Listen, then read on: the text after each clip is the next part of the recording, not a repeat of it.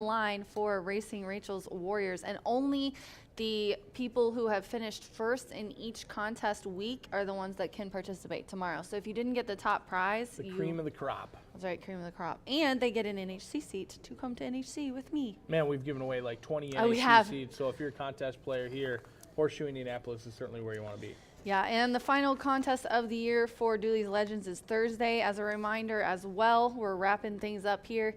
And then, of course, on Friday, November 17th, look at all those I got to do.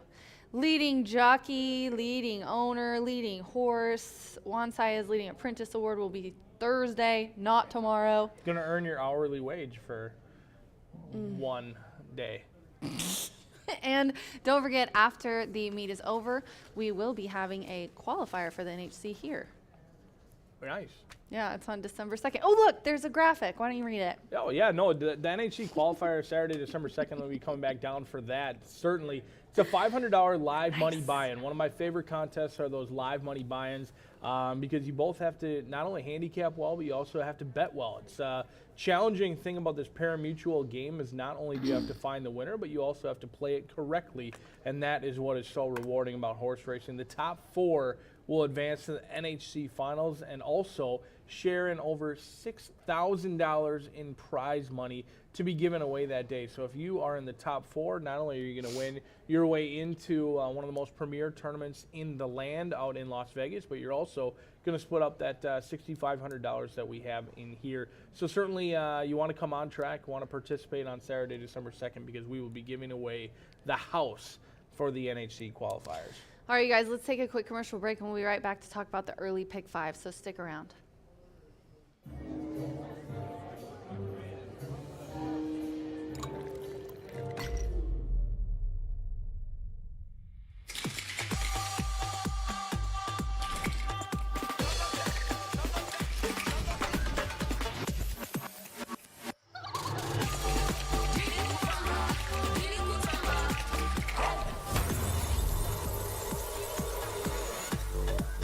Tequila Herradura. Extraordinary awaits.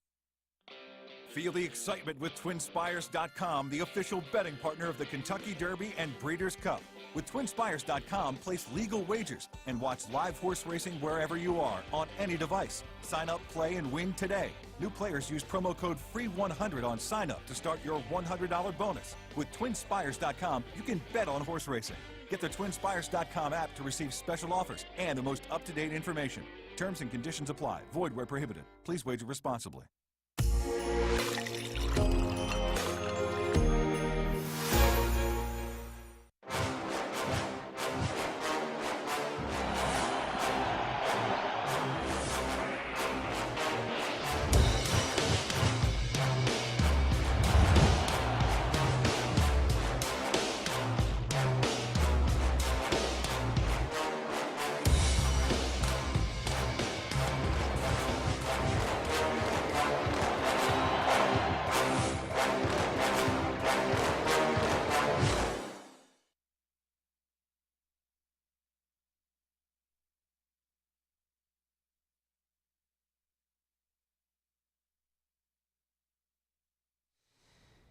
All right, you guys, we are back, and let's talk about this early pick 5B. I'm looking forward to an opportunity to talk about some horse racing. Yeah, we got maiden claiming for 10, claiming for 12.5. The third race is a 2-year-old maiden where, for the first time in a few days, I do not have the Brad Cox trainee on top.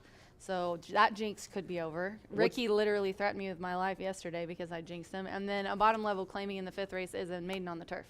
What's amazing is we still have maidens here. After like 127-day meet, 5 of our 8 thoroughbred races and today are 2-year-old maidens. ones too. Isn't that incredible? Yep. I mean, the fact that we still have maidens on the backside is certainly a testament to how deep the colony is in here. Number 4, I'm a NH Lady Cat, does scratch out of the opener. You'll see my ticket on your screen now. I thought it was a challenging sequence. I thought today wasn't necessarily a day in which you really needed to go incredibly deep in a lot of races, but what I did find difficult and something I always strive to do is find a single. Any horse that I had on top, it doesn't necessarily feel like a stab. There's certainly reasons for all of them to be on top, but none of them really felt like they were a standalone single that really just jumped off the page. And with that, you don't always need a 50-to-1 shot or a long shot to have our pick 5 pay. Earlier this week, we've had 1 to 5s, 4 to 5s come home in the sequence, and it's still paid over $1,000. So today was a day that I thought it was difficult to narrow it down to one horse. I'm going to go 2, 6, and 7 in race number 1. No real strong opinions for state-bred fillies, all looking for their first win. Many of them have been trying it for some time. In fact, number 2, Sequeaker, is 0 for 26. Maybe start number 27 will be the lucky one today. I think Nixa's your likely favorite in this spot. However, that horse is just relatively inconsistent. If it wasn't for the last start, this horse unlikely to go off favorite in here. So I'll go 2, 6, and 7 in race number 1. Race number 2 will kick off today's 15% takeout pick 4. Do you scratch number 3, Commander Compton? I'm going to go 2 and 7 in here. I'm going to use your likely favorite in judo, but also throw in a long shot that I like with Alexis Centeno on category 10, Tony Mraz. First off the claim in here from Riley Mott, trying to improve that one, but that horse really woke up last time out and I think could improve again today. 2-7. Race number 3 is going to be the make it or break it race, at least for my ticket. This will be the race that I spread out, try and catch a price 5, 6, and 7, along with the 10 and the 12. This is a challenging spot. I do think Eddie Keneally may have something good going with Finn McSorley. Also, Diodoro claiming a turf horse. Don't see that every day for the Ramseys in there. Certainly an intriguing race in race number 3. Race number 4, I have to double check. Perfect. Rachel and I do not see this race the same, and that is exactly what I strive for. I'm sure she's Especially identified. when it comes to that single, right? That's when it really is nerve-wracking. No, if you want to take First Crown at 6 to 5, that will be my guest. I am hopeful that First Crown goes out there, sets some blazing fast This fractions. is one of those races that, it could go any way. Well, no, you got First Crown on top at 6 to 5, a horse who's 1 for 19, and I'm just going to take the 3-time winner with Boulder Bay, who is likely to go rolling right on past. There's a ton of speed in this race, and I think Boulder Bay and Alexis Centeno could be sitting on a good day. And here's I've got Centeno on top in a couple of these races, a horse who's a perfect 2 for 2 at 6 furlongs, but First Crown is one that I certainly have to catch on the front end as Rachel's top selection, no other than your morning line chalk. In race number 5, maiden special weight, scratch 2, 7, and 13 in here. This is another tough race. I thought race 5 maybe the best betting race on the entire card. It does kick off our late pick 4 as well. I didn't have any strong opinions in race number 5. I thought it looked wide open. I thought it did too. I completely and 100% agree. You could go through and make a case for a lot of these horses. I ended up going with the 3 in here, and I don't blame you for spreading. Did you hit the all button in this race? No, I mean fairly close. I used quite a bit. 1, 3, 5, 6, 7, 10, and 12. So, I mean, I didn't use the all button. I was pretty darn close. It's tough to use the all button in a 13-horse field. Plus the 14 draws in, and last time that happened, it was some AE luck. We got a TBA on the jockey on that one too. Yeah, exactly. And that horse trying the turf for the first time. That always throws a wrench in it. They tried to get on the turf in their debut. It was rained off the turf that day. Didn't make my ticket, but this race wide open. Race number 5 is a great race to kick off that late pick 4. It's a spread race, a race that you can certainly catch a price. Hopefully you don't have to go as deep as I did, but I had no strong opinions in race 5. Yeah, and don't forget we do have 2 pick 4s and pick 5s early and late. The pick 5s are on the late one is starting in race 4 on the last 5 thoroughbred races, and both of them have the lowest takeout in the land of 11.99%. So be sure to get in on the action. Our man Brian has cashed upwards of probably 16 or 17 tickets this meet, which is amazing. So get his tip sheet. It's free. We print it out here and we put it online on Twitter and on the website, X, whatever. So yeah, that's our card today. It's a really nice one. We'll see what happens with the races today. And looking forward to the final Thursday of the meet. Wednesday of the meet. I don't know what day it is. It's Tuesday. We got to come up with some creative a sponsor pick for 5 sponsor. That's a good idea. Like Twin Peaks pick 5 or something like that. Or, keep coming with those. Yeah, I can sell ice to an eczema. Yeah, exactly. That's Especially a great when we idea. promote it as much as we do. We can do the pick 4 as well. Some good sponsorship opportunities for those horizontal plays as well. I'll make that call after this. All right, ladies and gentlemen, we want to thank all of our sponsors. Speaking of which, De Brown Foreman was our Corbel Champagne Suite for Derby and our Tequila Aradora Suite for Champions Day. They did an excellent job. Breed Development for sponsoring and promoting thoroughbred and quarter horse racing in the state of Indiana. And also High Bar Real Estate, our Winner's Circle sponsor. There's Alicia there. They are ready to champion you in all things real estate. If you want more info, find them online or call 317-512-3767. See if How do you know if figured it it's out. Alicia or Alicia when you Because I see know. that name? No, I Well, know you yeah. know, but how does one know? I don't know. That's a good question. Because my friend, they both say it Alicia. My other friend that used to work here says Alicia, but then some people pronounce it Alicia. Mm-hmm. So I don't know. I guess Tomato, it's tomato, tomato. Oh, we just said the same thing. All right, ladies and gentlemen, we are going to end this show and get Brian upstairs. He will read your changes in all of their entirety. Good luck today on the 9-race card from Brian and myself. We're done. Have fun. Bye for now. Bye for now.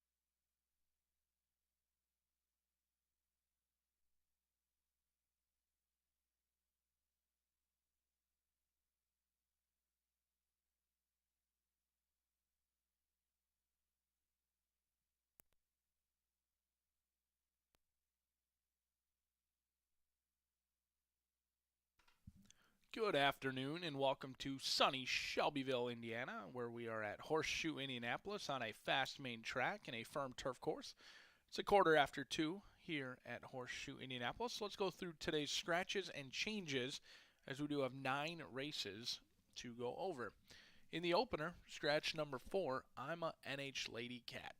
Number 4, I'm a NH Lady Cat is scratched out of the opener, which kicks off today's 11.99% takeout pick 5. Moving ahead to race number 2. In race 2, scratch the 3 Commander Compton. Scratch the 3 out of race 2, which kicks off today's 15% takeout pick 4. Race 3 will be on that firm turf course as we remember to turn off our sprinklers. Scratch the 1 Send Coins. Number 2, Woodford Holler, will be now ridden by Manuel Esquivel. Manny Esquivel picks up Woodford Holler. Scratch a 3 Lomachenko and number 13 and 14 as well. 1, 3, 13, and 14 out of race number 3 on the turf course. Race 4 is clear of change. Race 5, scratch the 2 Showdown Justice. Number 4, Saturday Longlegs, will be ridden by John McKee. McKee picks up the mount on number 4. Scratch the 7 Jaybird.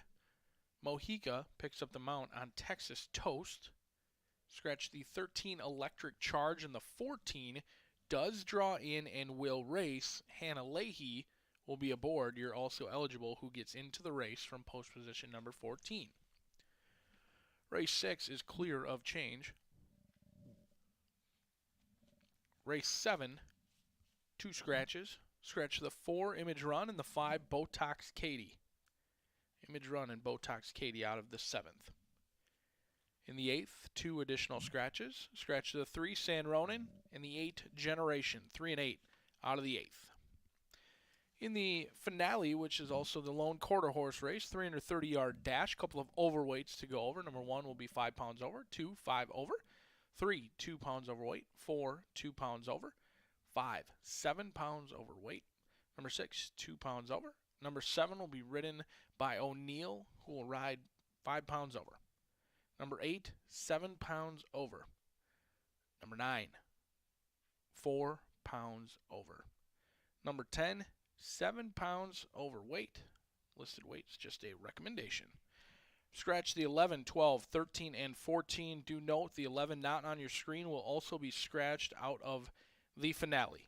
All also eligibles will be out of race number 9. Horses have joined us down here in the paddock where we are about 12 minutes away from the opening race here at Horseshoe Indianapolis. Whether you're on track enjoying some fine cuisine and some of the nicest staff you will find in all of the land, or whether you tune in on that simulcast feed, certainly wish you the best of luck today.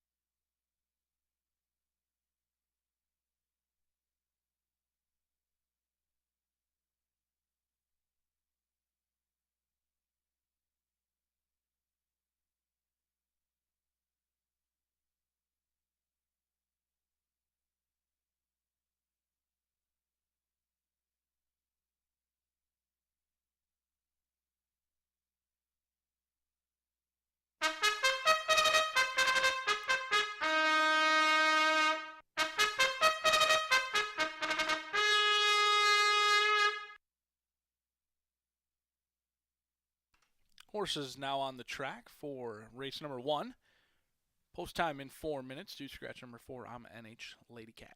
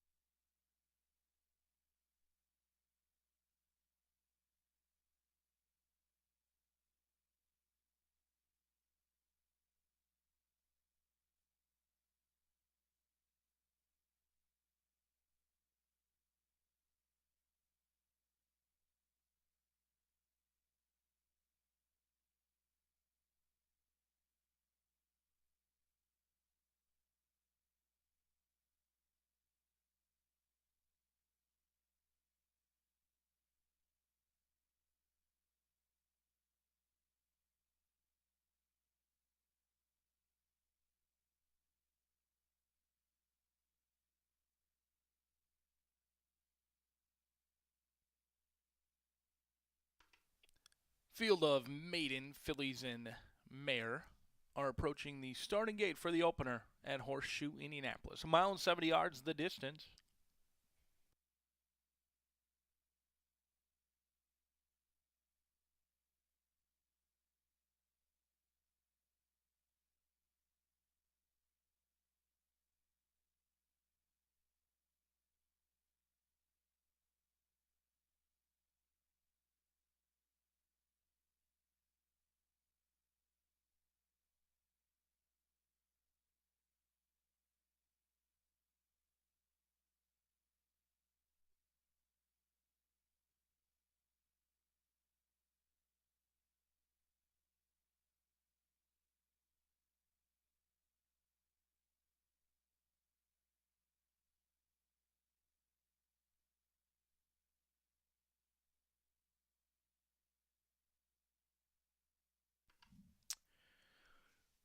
Waiting on 6-5 favorite Nixa and Miss Diamond Rich will be the last to load.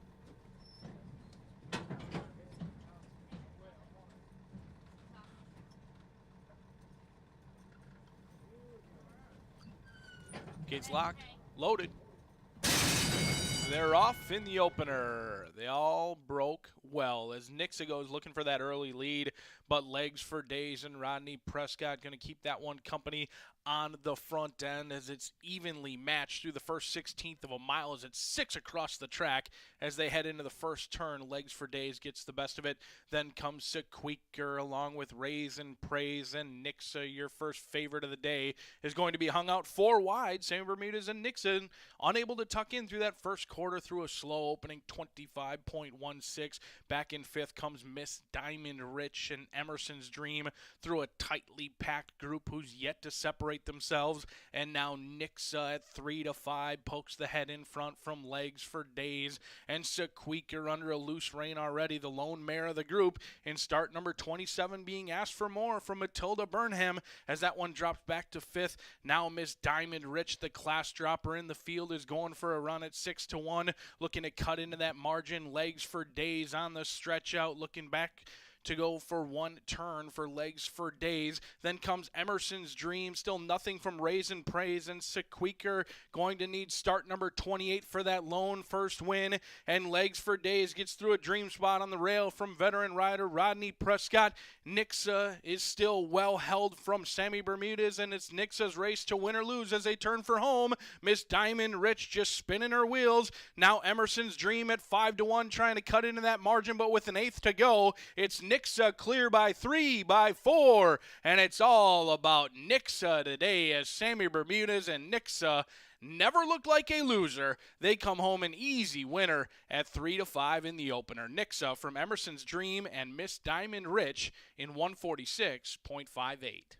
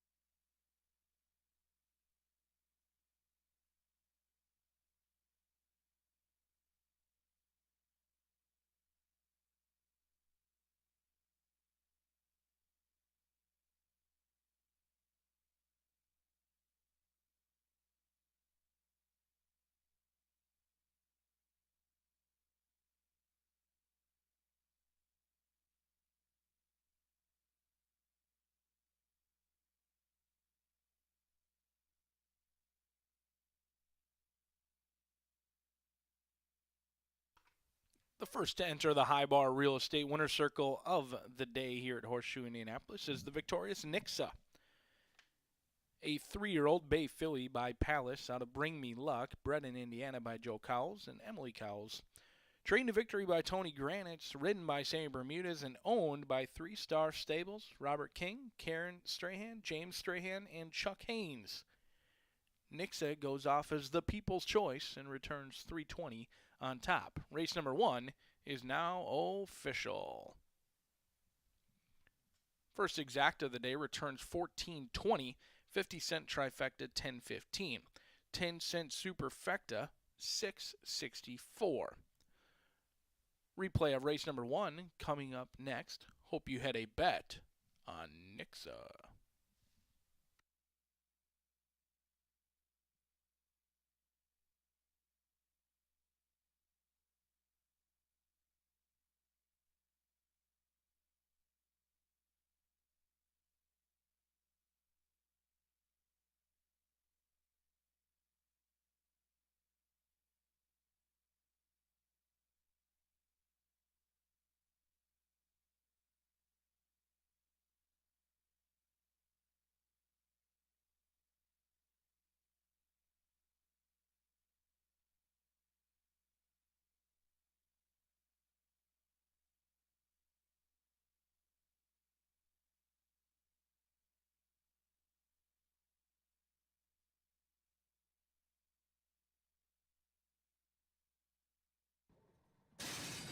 They're off in the opener. They all broke well as Nixa goes looking for that early lead, but Legs for Days and Rodney Prescott going to keep that one company on the front end as it's evenly matched through the first 16th of a mile as it's 6 across the track as they head into the first turn. Legs for Days gets the best of it.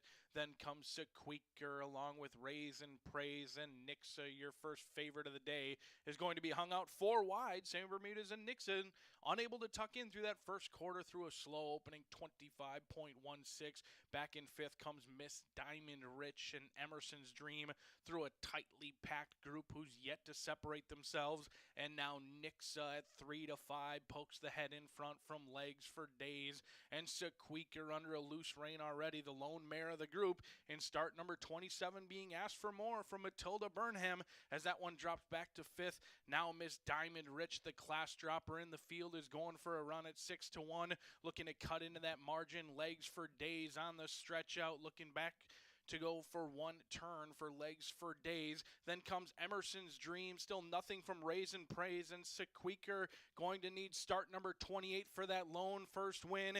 And Legs for Days gets through a dream spot on the rail from veteran rider Rodney Prescott. Nixa is still well held from Sammy Bermudez, and it's Nixa's race to win or lose as they turn for home. Miss Diamond Rich just spinning her wheels. Now Emerson's Dream at 5 to 1 trying to cut into that margin, but with an 8th to go, it's Nixa clear by 3, by 4, and it's all about Nixa today as Sammy Bermudez and Nixa never looked like a loser. They come home an easy winner at 3 to 5 in the opener. Nixa from Emerson's Dream and Miss Diamond Rich in 146.58.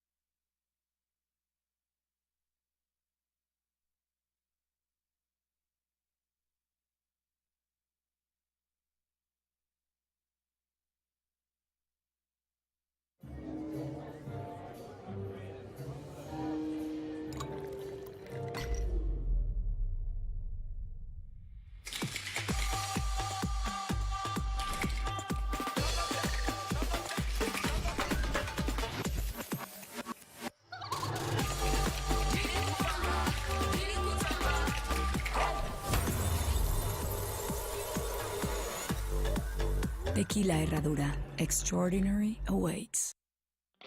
Feel the excitement with TwinSpires.com, the official betting partner of the Kentucky Derby and Breeders' Cup. With TwinSpires.com, place legal wagers and watch live horse racing wherever you are on any device. Sign up, play, and win today. New players use promo code FREE100 on sign up to start your $100 bonus. With TwinSpires.com, you can bet on horse racing. Get the TwinSpires.com app to receive special offers and the most up-to-date information. Terms and conditions apply. Void where prohibited. Please wager responsibly.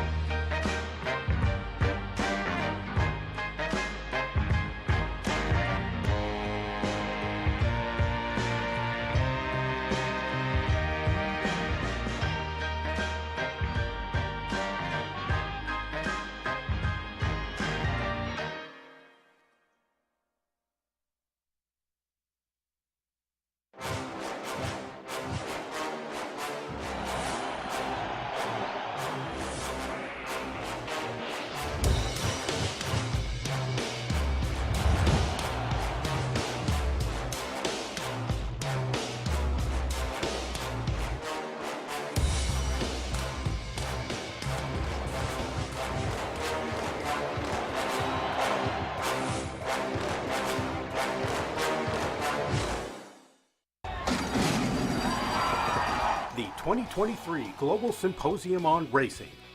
It's the premier networking event of the year. Connect with the who's who of racing. Collaborate face-to-face with key decision makers. Be a part of the international conversation. Discover the latest technology and innovation. December 4th through 6th. Register now at racingsymposium.com.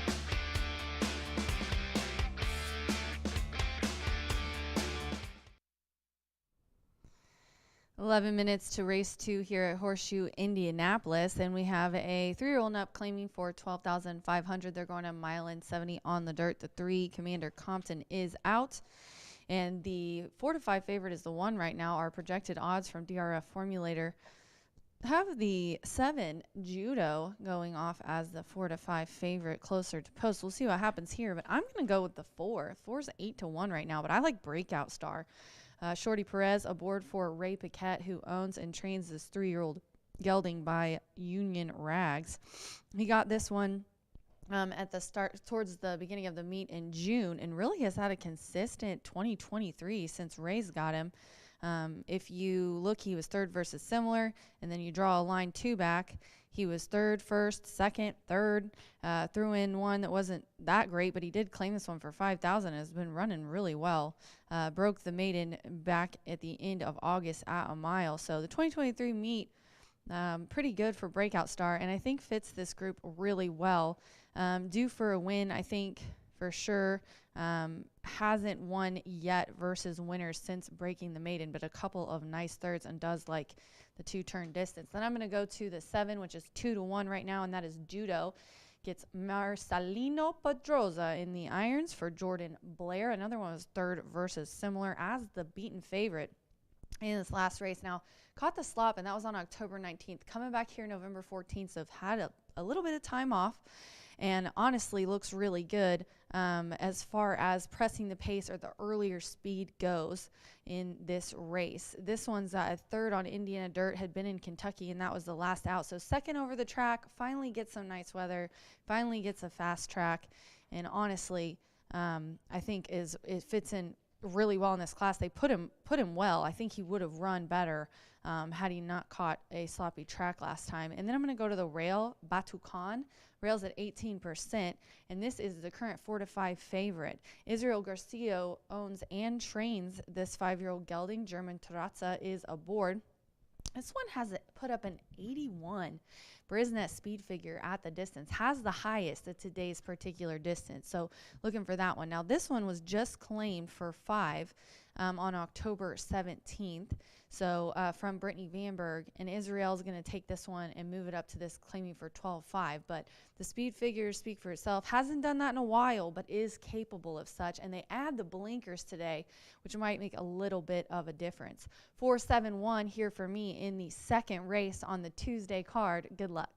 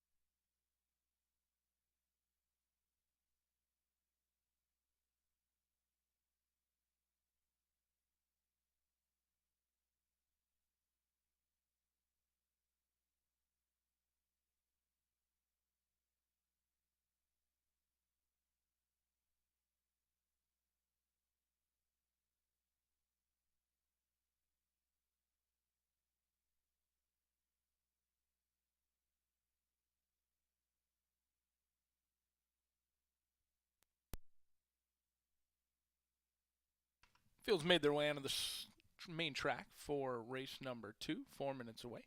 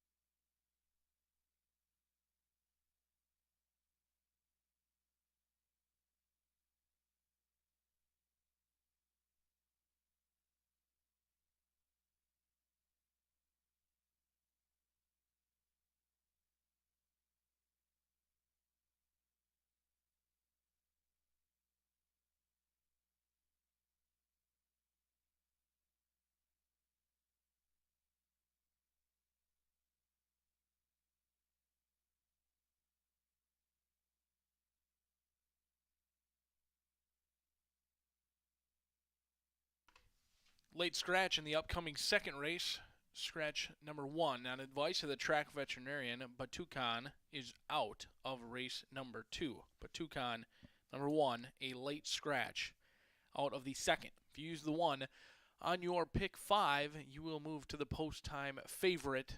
Better adjust those pick 4 tickets, as Batukan is out of race number 2. They'll be at the gate shortly. Adjust those tickets if needed.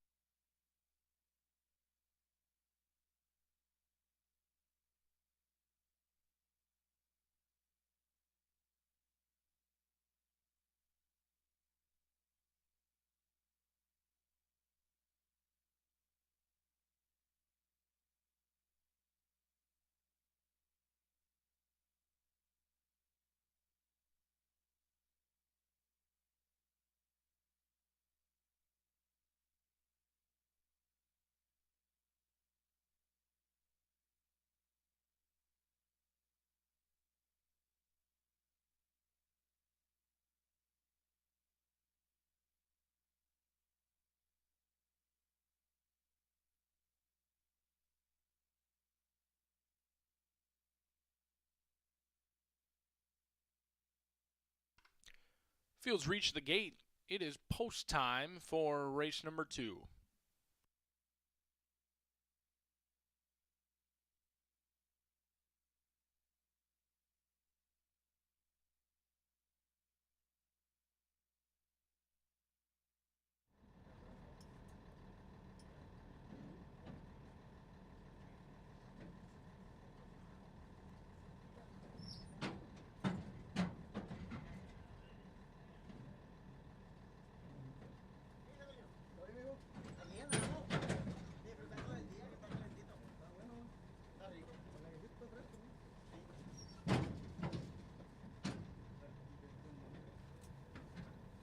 One back, waiting on Judo.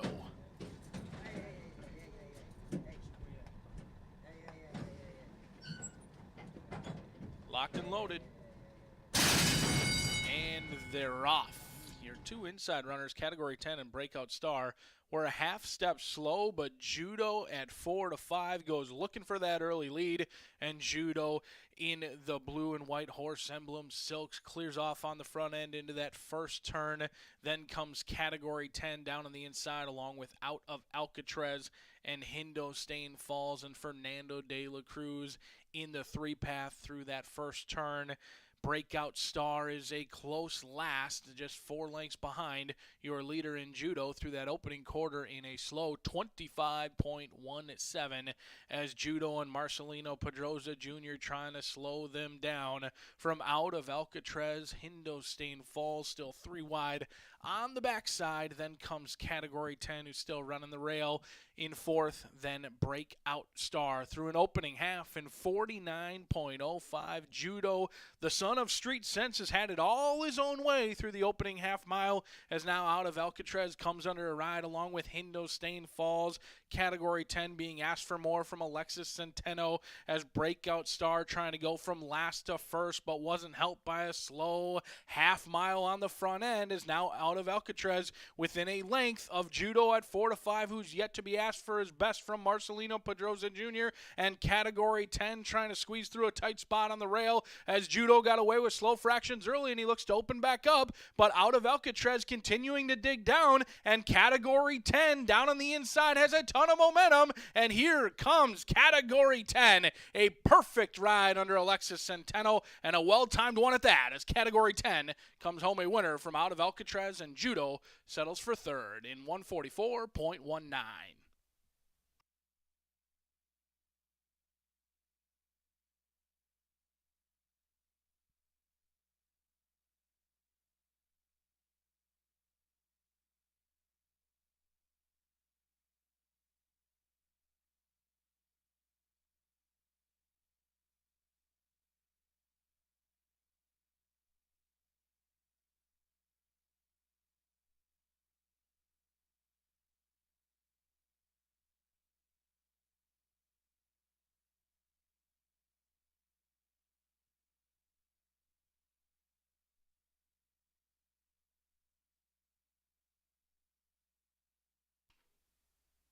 Unofficially 2-5-7-4 in the second.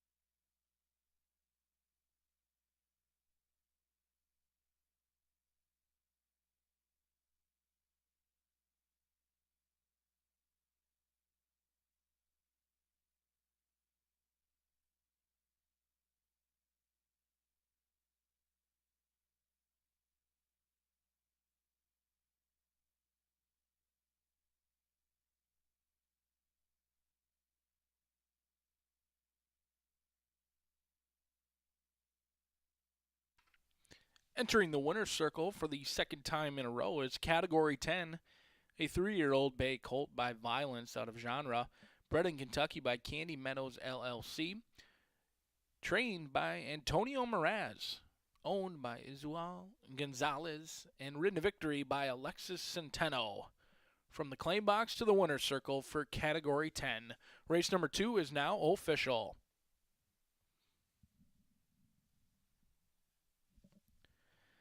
$2 exacta returns $35.20, 50-cent trifecta $20.40, your 10-cent superfecta $4.40. First daily double of the day returns $15.20. We did have a consolation double with the late scratch of Budokan in post position number 1. 6-1 double returns $3.20. Race number 3 will be on the well-manicured turf course for the first time of the day, 1 mile the distance. Do scratch 1, 3, 13, and 14. Manny Esquivel picks up the mount on number 2 for the upcoming third event just 20 minutes from now.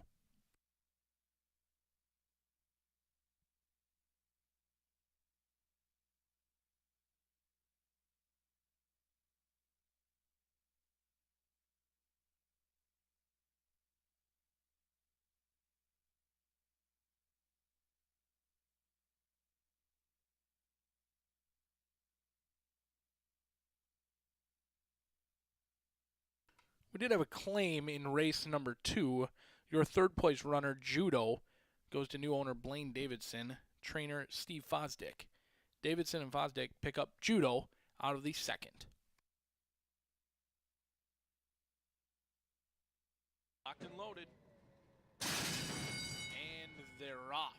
Your two inside runners, Category 10 and Breakout Star, were a half step slow, but Judo at 4 to 5 goes looking for that early lead, and Judo in the blue and white horse emblem silks clears off on the front end into that first turn. Then comes Category 10 down on the inside, along with Out of Alcatraz and Hindostain Falls and Fernando de la Cruz in the 3-path through that first turn. Breakout Star is a close last, just 4 lengths behind your leader in Judo through that opening quarter in a slow 25.17 as Judo and Marcelino Pedroza Jr. trying to slow them down. From Out of Alcatraz, Hindostain Falls still 3 wide on the backside. Then comes Category 10, who's still running the rail in 4th. Then Breakout Star through an opening half in 49.05. Judo, the son of street sense, has had it all his own way through the opening half mile, as now Out of Alcatraz comes under a ride along with Hindostain Falls. Category 10 being asked for more from Alexis Centeno, as Breakout Star trying to go from last to first, but wasn't helped by a slow half mile on the front end, is now Out of Alcatraz within a length of Judo at 4 to 5, who's yet to be asked for his best from Marcelino Pedroza Jr., and Category 10 trying to squeeze through a tight spot on the rail, as Judo got away with slow fractions early and he looks to open back up, but Out of Alcatraz continuing to dig down, and Category 10 down on the inside has a ton of momentum, and here comes Category 10, a perfect ride under Alexis Centeno, and a well-timed one at that, as Category 10 comes home a winner from Out of Alcatraz, and Judo settles for third in 144.1.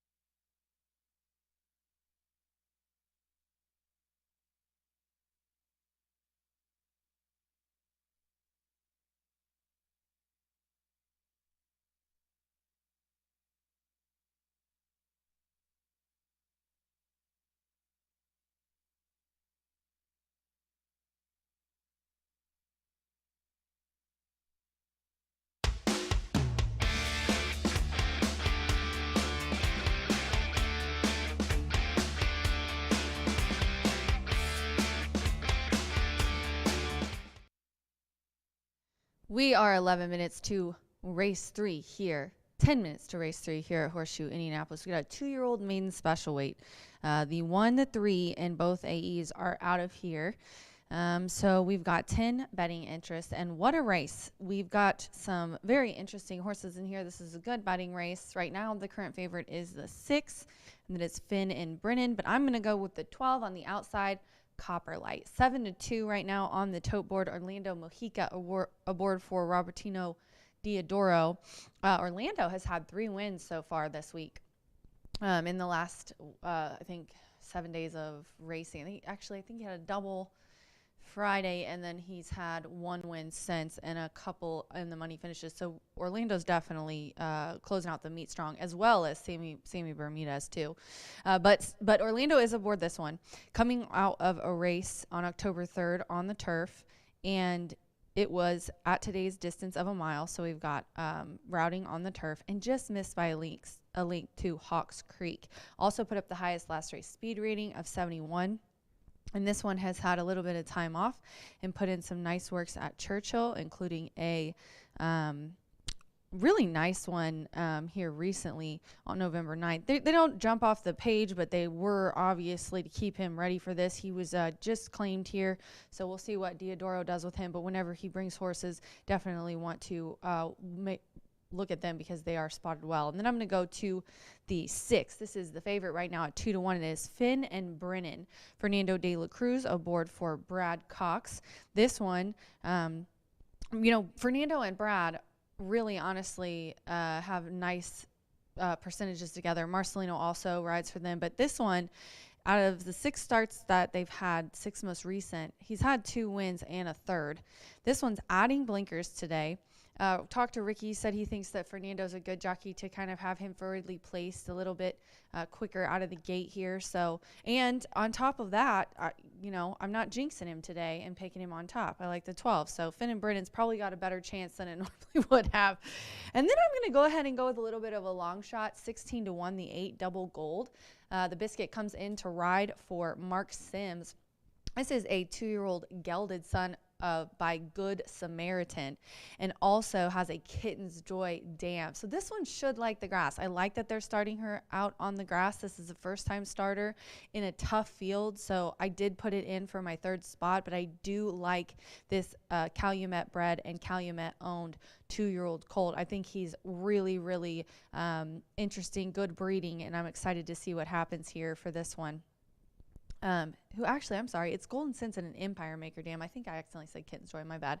So double gold is who I'm going to go with here. Now the DRF formulator has that one going off at higher odds, but my 12, who I have on top, says more like 5-2 going postward. So I've got Copper Light on top, and then my exacta with Finn and Brennan for my try double gold. 12-6-8 for me here in the 3rd race. A 2-year-old maiden on the grass, so it looks really interesting. We'll see what happens. Good luck.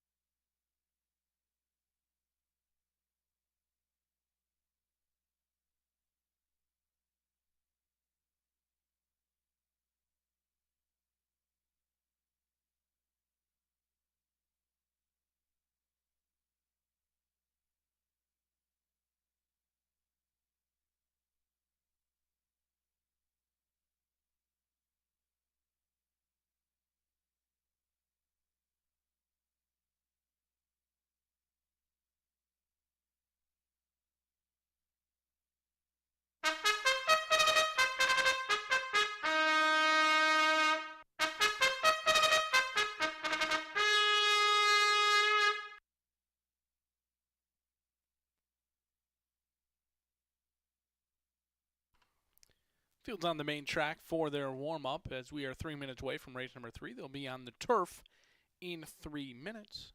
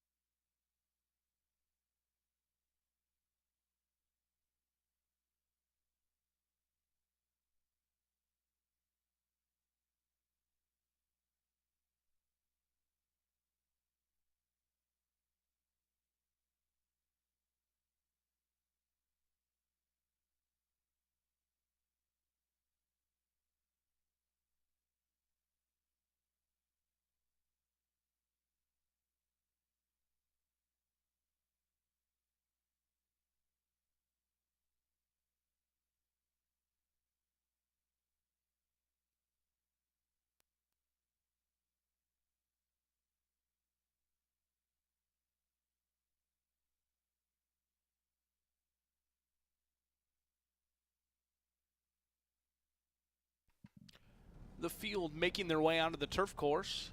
We are just about set for a start of race 3.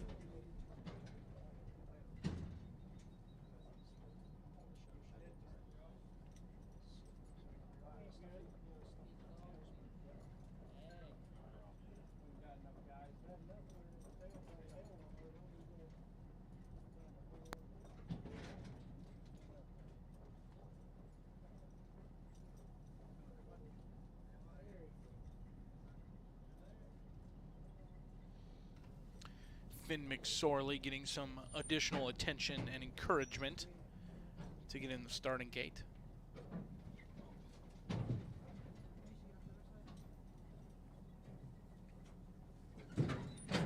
Finn and Brennan go in, currently favored at 9-5.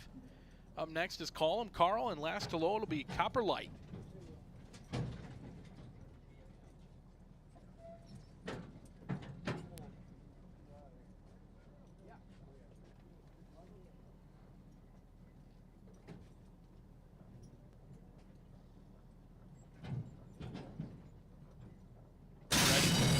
They are off on the turf course at Horseshoe Indianapolis, and an even beginning it was as Badge of War goes looking for the lead along with Jailhouse Justice and Woodford Holler showing good speed as those two go across the line for the first time, and Woodford Holler and Jailhouse Justice are assuring a quick early pace into that first turn. After that comes Yellow Jacket alongside of Call 'em Carl and Copper Light. Then comes Finn McSorley, the first-time starter, about 8 lengths out of it early. Double Gold and Finn and Brennan as well back. And in last is Good Point through a contested opening quarter in 22.90. And Manny Esquivel wanted the lead with Woodford Holler, and he's got the lead.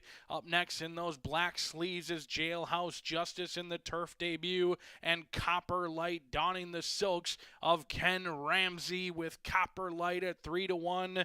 Getting a perfect trip behind the top 3 is Badge of War, Yellow Jacket being asked to range into it, along with Call 'em Carl as Finn and Brennan go looking for a run 3 wide, but are picking off horses one by one. Nothing from Double Gold, and Good Point is going to need to make up a lot of ground from the back of the pack as Copper Light takes the lead, and Copper Light with that white blaze takes the lead at the 8th pole. Going to have to hold off Yellow Jacket at 7-1, and Finn and Brennan is making up a ton of ground late, and here comes Finn McSorley from the back of the pack. Finn McSorley, but it's all about Copper Light.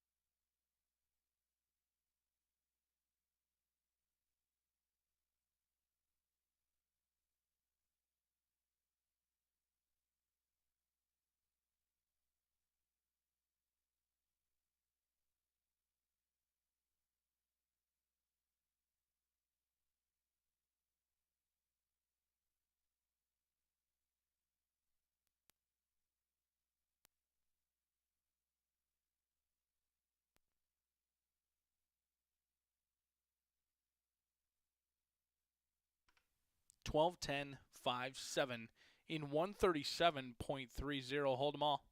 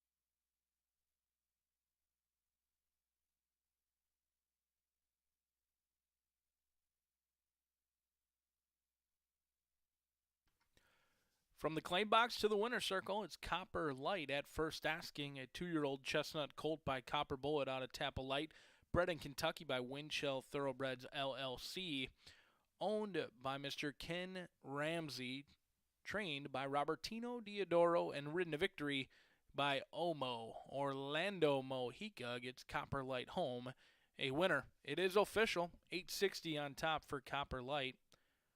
First pick 3 of the day returns $16.05. $2 exacta, $56.40. 50-cent trifecta, $88.60. 10-cent superfecta, $12.10, 5.7, $70.31. Your $2 double, $2.12, returns $26.60. Race number 4 will be back on the main track. We do kick off the late fire 5 in race 4. No scratches, no changes, 6 furlongs the distance, 19 minutes from now.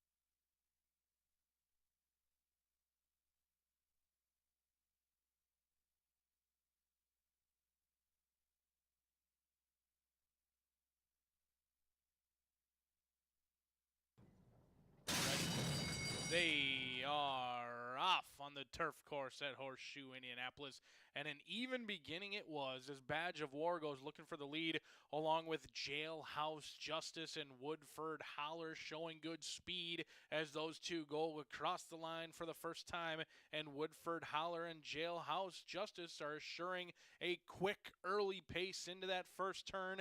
After that comes Yellow Jacket alongside of Colum Carl and Copper Light. Then comes Finn McSorley, the first-time starter, about 8 lengths out of it early.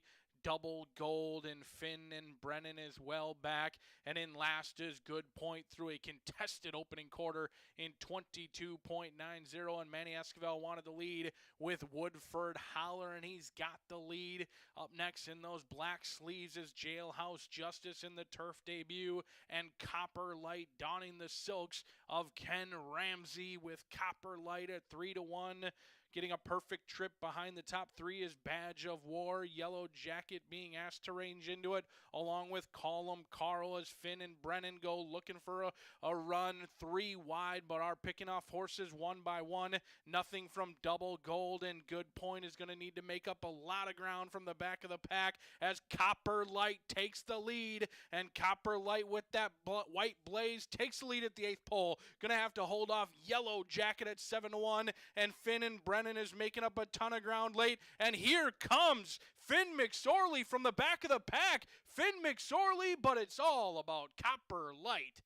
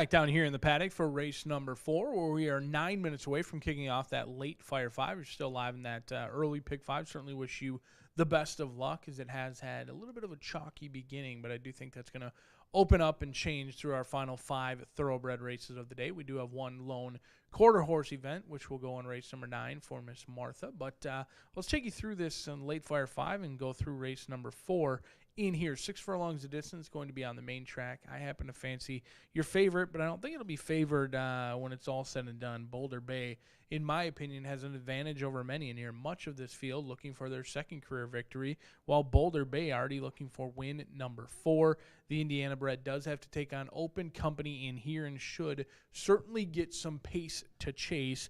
The good-looking son of Red Rocks gets Alexis Centeno, who's looking for a riding double already on the card. Alexis Centeno already one win through our first 3 races. Looks for another one in here with Bob Dobbs. These two teamed up for a win back on October 24th, where they were bet down to 3-1.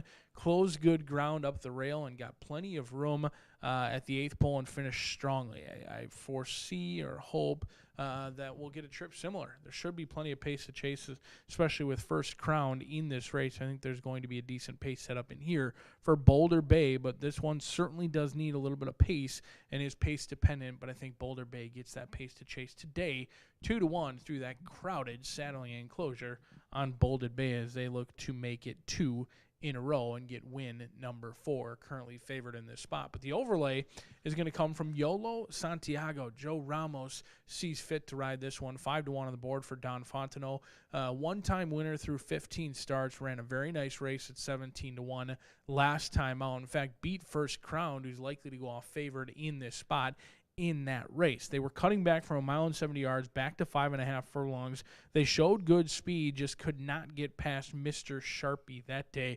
Yolo Santiago is kind of a cool horse, though. They've tried the turf, synthetic, they've tried sprinting, they've tried 2 turns. The lone win came on a fast main track, and it also came here at Horseshoe Indianapolis. We'll see if Yolo Santiago can get that elusive second victory in here at the overlay price. Right now, double the morning line, 5-1 from that 5-2 morning line. Not taking much action, at least early on, as Joe Ramos is going to don the yellow silks of Yolo Santiago. Number 1 is First Crown. This one is going to be Miss Rachel's top selection and certainly the one to catch the cash in this spot for Emma Sanchez, as she looks to pick up the owners and trainers portion of the purse in here for this 4-year-old gelding by Big Drama, who's got one way to go, and that is to go to the lead, run as fast as they can, as far as they can. In fact, went off at 4-5 against many of these foes last time out, showed speed, didn't actually get the lead, and gave way late to both Mr. Sharpie as well as Yolo Santiago, who actually came home and beat this horse by 4 lengths when it was all said and done. Sammy Bermudez going to be aboard, and Red Hot Sammy has been one of the hottest riders in the jocks room so far this week. We'll see if that trend can continue with First Crown, who opts to be the one to catch the cash. 1, 2, 5, and 7 for me. The single going to come on the turf course, and it's a bold single at that. Maiden special weight going on the turf. I think this horse had a troubled start last time out, and it got even worse around the turn. They were the beaten favorite last time on October 9th, but Smart Prize comes back today with the blinkers on for Jim Corrigan and Two Hearts Farm. That's going to be a single for me, a bold one at that. In a 12-horse field, we're going to take a stand and single Smart Prize at 4-1. Beaten favorite here October 9th, comes back today with a cleaner trip, should get Abel Lescano his 8th winner of the meet here at Horseshoe Indianapolis. A wide open late Fire 5, 11.99% takeout each and every day right here at Horseshoe Indianapolis. They'll be at the gate 5 minutes from now. Don't get shut out.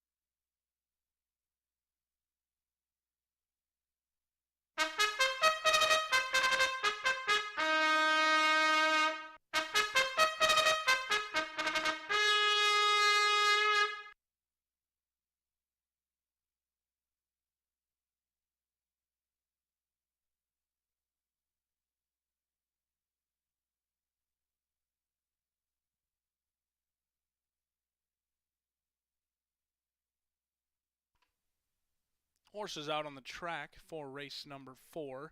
Kicking off today's late fire 5. No scratches, no changes.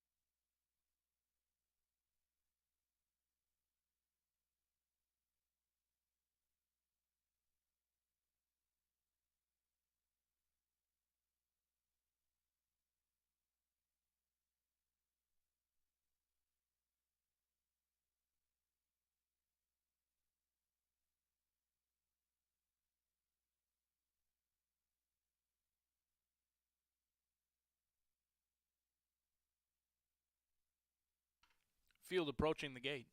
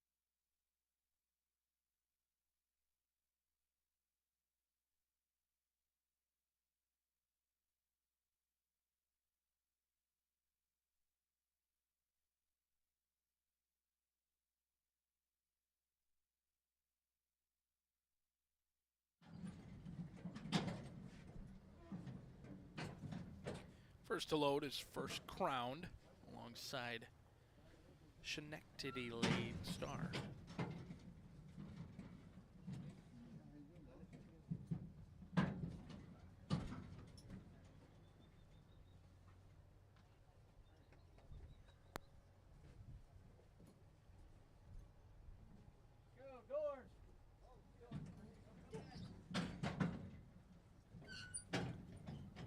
Yolo Santiago, the last to load.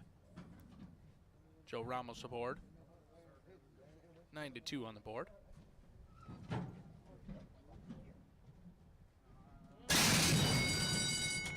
First Crown breaks like a shot out of the starting gate. First Crown quickly goes looking for the lead and opens up at will as Sammy Bermudez wanted the lead with First Crown, and at even money, they're a length and a half clear from Cartoon Capper, Schenectady Lady, along with Haskell. Then comes Charlie Whiskey alongside Schenectady Star, and Boulder Bay has to be 10 lengths out of it through a blazing opening quarter as First Crown still a length and a half clear from Haskell, who's under a drive down on the inside. Then comes Cartoon Capper and Yolo Santiago that lead down to a length now as Yolo Santiago in the yellow silks with Joe Ramos attacks First Crown, and at even money, First Crown has been headed early today, and Yolo Santiago goes a length clear. Haskell gonna ride the rail under Marcelino Pedroza Jr., and Cartoon Capper trying to get on even terms in the four-path as Boulder Bay has a lot of work to do, but is making up run on the rail, and it's Yolo Santiago trying to hold off Cartoon Capper as Charlie Whiskey. It's Charlie Whiskey on the outside from Yolo Santiago, and Yolo Santiago from a game, Charlie Whiskey.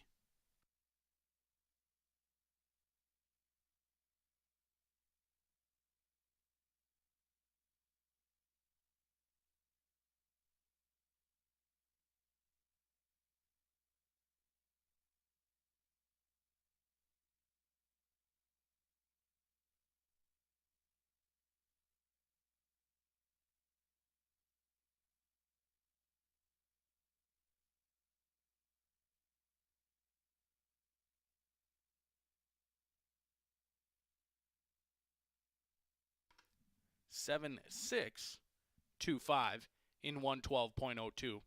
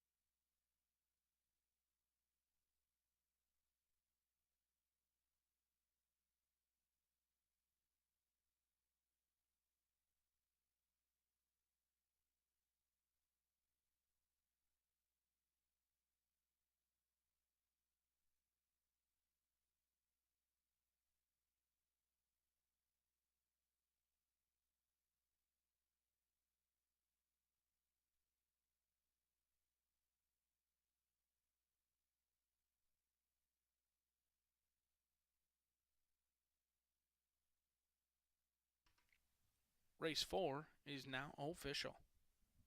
Did have a claim out of race number 4. Number 3, Cartoon Capper, goes to Steve Manley.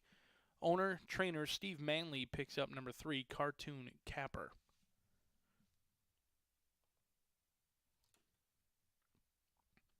Into the high bar real estate winner's circle is Yolo Santiago, a 4-year-old dark bay gelding by McLean's Music out of Royal Card. Bred in Kentucky by Mulholland Springs. Owned by Rogelio Labra and trained by Don Fontenot. Ridden to victory by Joe Ramos. Yolo Santiago kicks off the late Fire 5, $11 on top.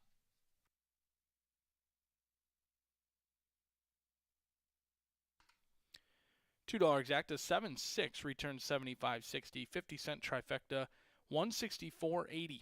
10-cent superfecta, favorite out, 73.67. $2 double returns 49.20, and the 50-cent pick 3, which began in race number 2, returns 43.50. Race number 5 on the board 22 minutes from now. We'll be back on the turf course for a 1-mile turf event. Do scratch numbers 2, 7, and 13. 2, 7, and 13 as we kick off the late pick 4.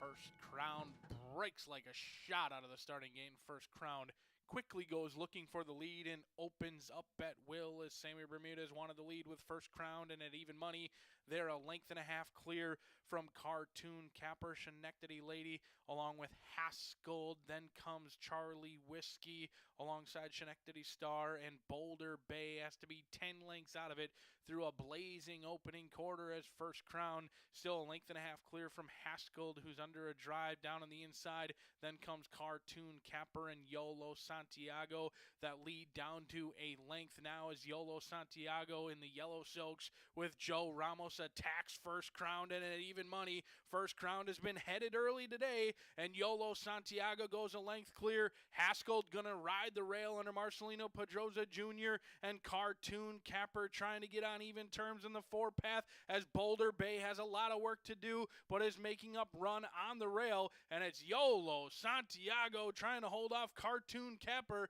as Charlie Whiskey. It's Charlie Whiskey on the outside from Yolo Santiago, and Yolo Santiago from a game, Charlie Whiskey.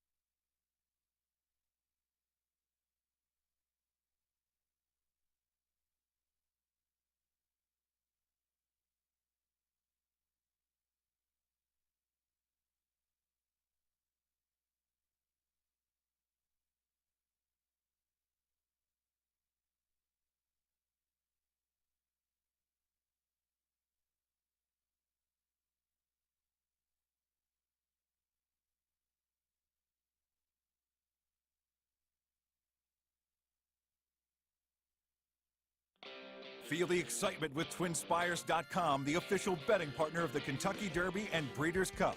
With TwinSpires.com, place legal wagers and watch live horse racing wherever you are on any device. Sign up, play, and win today. New players use promo code FREE100 on sign up to start your $100 bonus. With TwinSpires.com, you can bet on horse racing. Get the TwinSpires.com app to receive special offers and the most up-to-date information. Terms and conditions apply. Void where prohibited. Please wager responsibly. With over 200 flavor notes, every sip of Woodford Reserve Bourbon is a spectacle for the senses.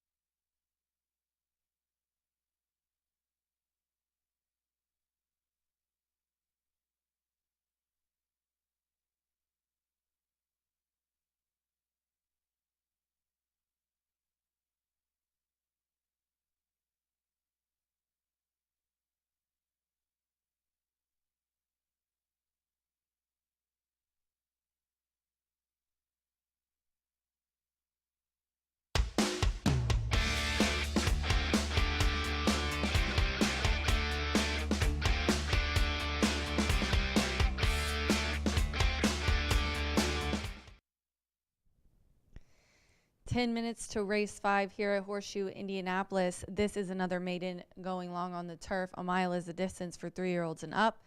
The changes are as follows. Scratch the 2. 4 picks up John McKee in the irons. The 7 Jaybird is out. Orlando Mojica will ride the 8, and Hannah Leahy will ride the 14, which draws in the 13 MTO obviously being out. This one is a little bit of a head scratcher, I believe. Brian and I talked about it in the pre-race show. This is a wide open race, I think, but I'm going to land on the 3. It's the 1-2 favorite right now, and that is Cable Boss. Declan Cannon is in to ride for Brendan Walsh. He's ridden a lot this year. Declan, obviously a very talented rider. He does a great job, and out of the almost 100 races he's ran this meet, he's 24% and 58% in the money. Good guy. Brendan Walsh, obviously also a wonderful trainer. But here, just out of the ones he's had here at the end of the meet, he's going to end it with a 25% win clip and 52% in the money. So he knows where to put him. This is a 3-year-old colt by Quality Road. And the dam, Song of Bernadette, that's a Bernardini dam. She has 3 winners from 5 starters. She's got some nice progeny. Now this one, she doesn't have any turf winners though, but I think that this one's going to likes the turf because he's been 3rd and a 2nd, both here in Indiana on the grass. Now, those are at 1 mile and a 16th though. We're going down a little bit to 1 mile, and I like that. Let's see what happens because he's close going 1 mile and a 16th. Maybe the little bit shorter distance will make the difference today. I think that's kind of what the bettors are thinking as well. And then I'm going to go to the 1, Coach Petro, 9-1 right now on the tote board. Eder Martinez is aboard for Richard Eston Banco. This is kind of a second of the layoff situation. July 5th was his last, had a race July 5th, then all the way until October 9th. Didn't do too bad. This horse had an awkward start, missed the break, got out awkward, ended up being 10th in a 10-horse field, and came back all the way up for 4th. And that was off of, a really long layoff. So this is second. And hopefully gets a better break on the inside. Ran a Saratoga last year really nicely on the grass, routing, and I think honestly is going to do just fine in this group. Has some turf form in the past and looks to be good, ready to go, and I think would have definitely finished a lot better had not gotten away last in that race. And then I'm going to go to the outside to the 12, which is 6-1, 6 Missions. 6 Missions has Marcelino Pedroza aboard for Anna Mia. And this one, I went through the speed figures, and it's kind of interesting. When this one was claimed at Ellis on August 11th, put up an 82. That was at 1 mile and a 16th. We're going a little shorter than that, but I like that a lot. And then even at 6.5, at Kentucky Downs, put up a 79 and finished 6th. That 82 was 3rd just by half a length, so it was a tough finish in that race at Ellis. Last time, though, at 1 mile here, which was the first start on Indiana turf on September 25th, didn't really fire that day. Not sure what happened, but kind of ran around mid-pack and didn't really ever make a move. Picks up Marcelino Pedroza, which I think is going to make all the difference in the world. He's a class act, one of the best jockeys on the backside, and he really knows what he's doing. So I'm going to go with 6 Missions to round it out. 3-1-12 for me here in the 5th race with Cable Boss on top. Declan and Brendan team up for this one. We'll see if he can't finally get it done. Good luck.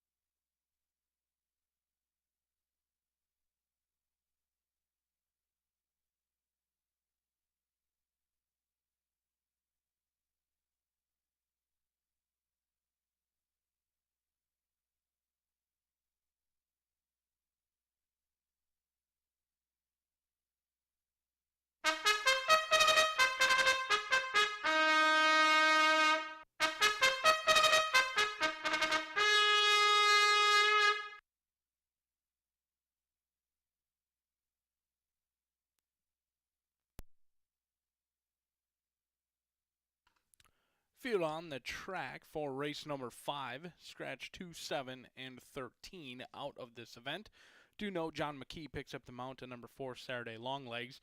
Orlando Mojica will pick up the mount on Texas Toast number 8. Number 14, the also eligible does draw in. Hannah Leahy will be aboard Operator Pazzo, 55-1. On the also eligible who does draw in. They'll be on the turf course 4 minutes from now.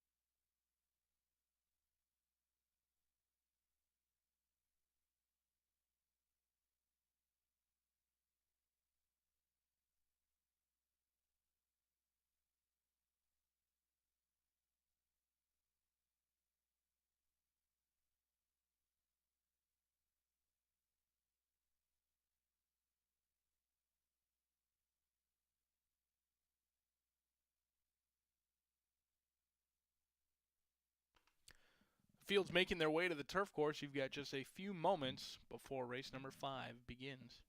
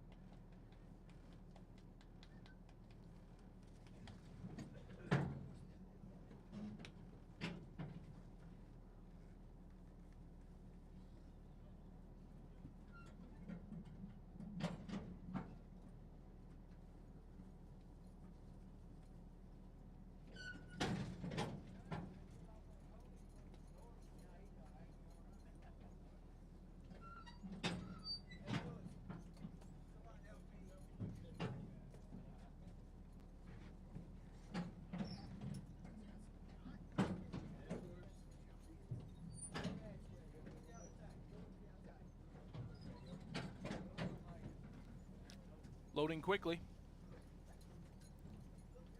Waiting on 6 missions and Operatore Pazzo on the outside.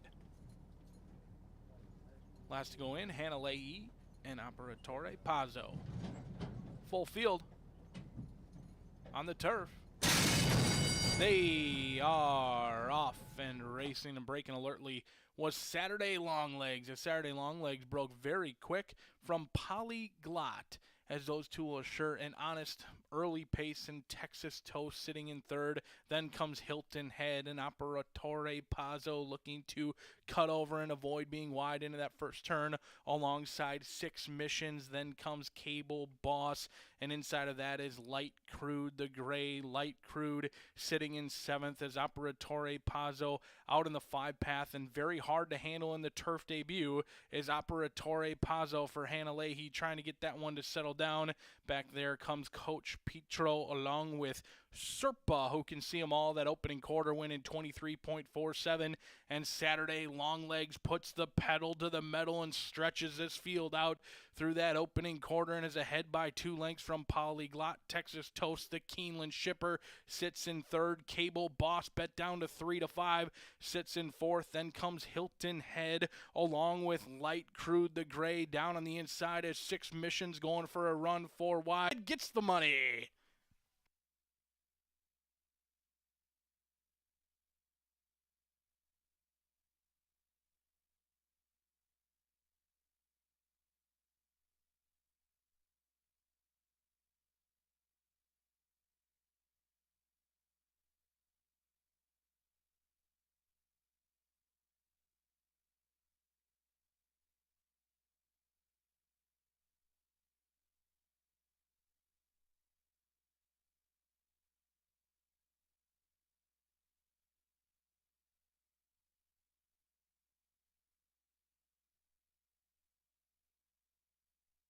Couple of tight photos for the Miners, but Cable Boss gets my racehorse home a winner in the 5th.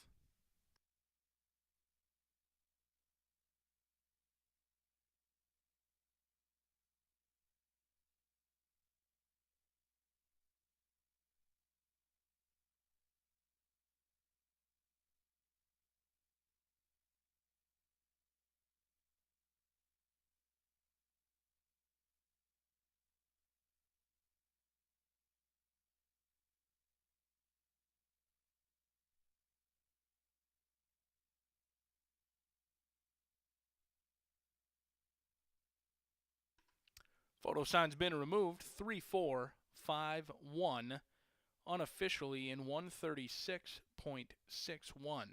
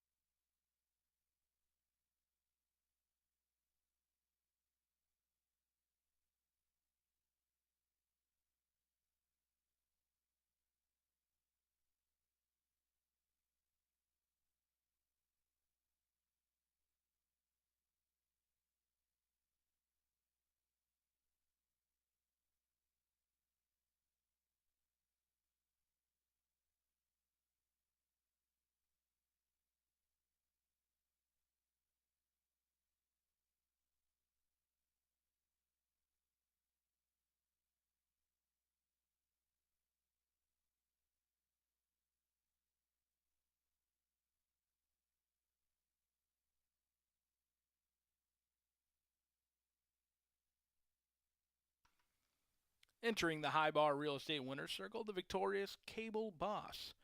3-year-old bay colt by Quality Road out of Song of Bernadette. Bred in Florida by Bridlewood Farm. Trained by Brennan Walsh. Ridden to victory by Declan Cannon. And owned by My Racehorse and Bridlewood Farm. Money spot on. 3 to 5 is official on Cable Boss.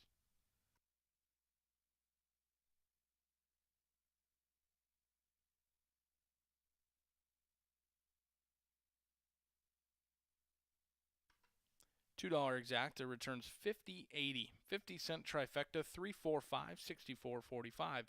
10-cent superfecta 345 and 1 60.80. The $2 double 21.60. 50-cent pick 3 25.10. The first pick 4 of the day returns 105.90. Your 50-cent pick 5 returns 215.60.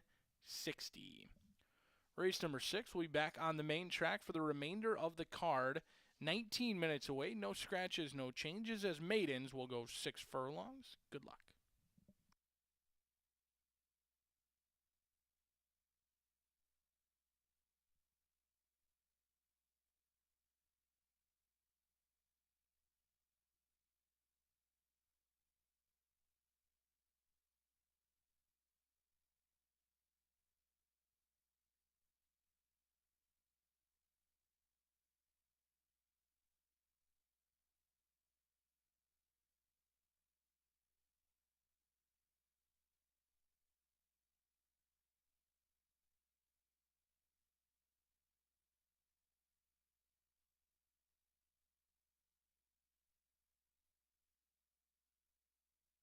On the turf, they are off and racing and braking alertly was Saturday Longlegs. As Saturday Longlegs broke very quick from Polyglot, as those two will assure an honest early pace in Texas Toast sitting in third. Then comes Hilton Head and Operatore Pazzo looking to cut over and avoid being wide into that first turn alongside Six Missions. Then comes Cable Boss, and inside of that is Light Crude, the gray Light Crude sitting in seventh as Operatore Pazzo out in the 5 path, and very hard to handle in the turf debut is Operatore Pazzo for Hannah Leahy, trying to get that one to settle down.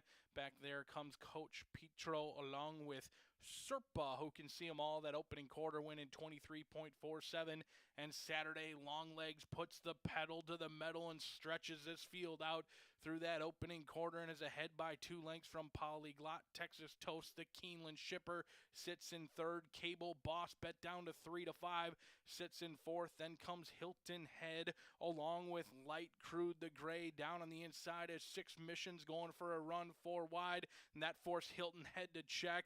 Light Crude still riding the rail and still nothing from Smart Prize, who has a lot of work to do as Smart Prize is all bottled up with traffic trouble at the top of the lane. And Saturday, Longlegs still has the lead, but it's a diminishing lead at that, as now Cable Boss sees the light of day. Coach Pietro trying to go from the outhouse to the penthouse. Polyglot lunging, and here comes Cable Boss. Cable Boss on the outside gets the money.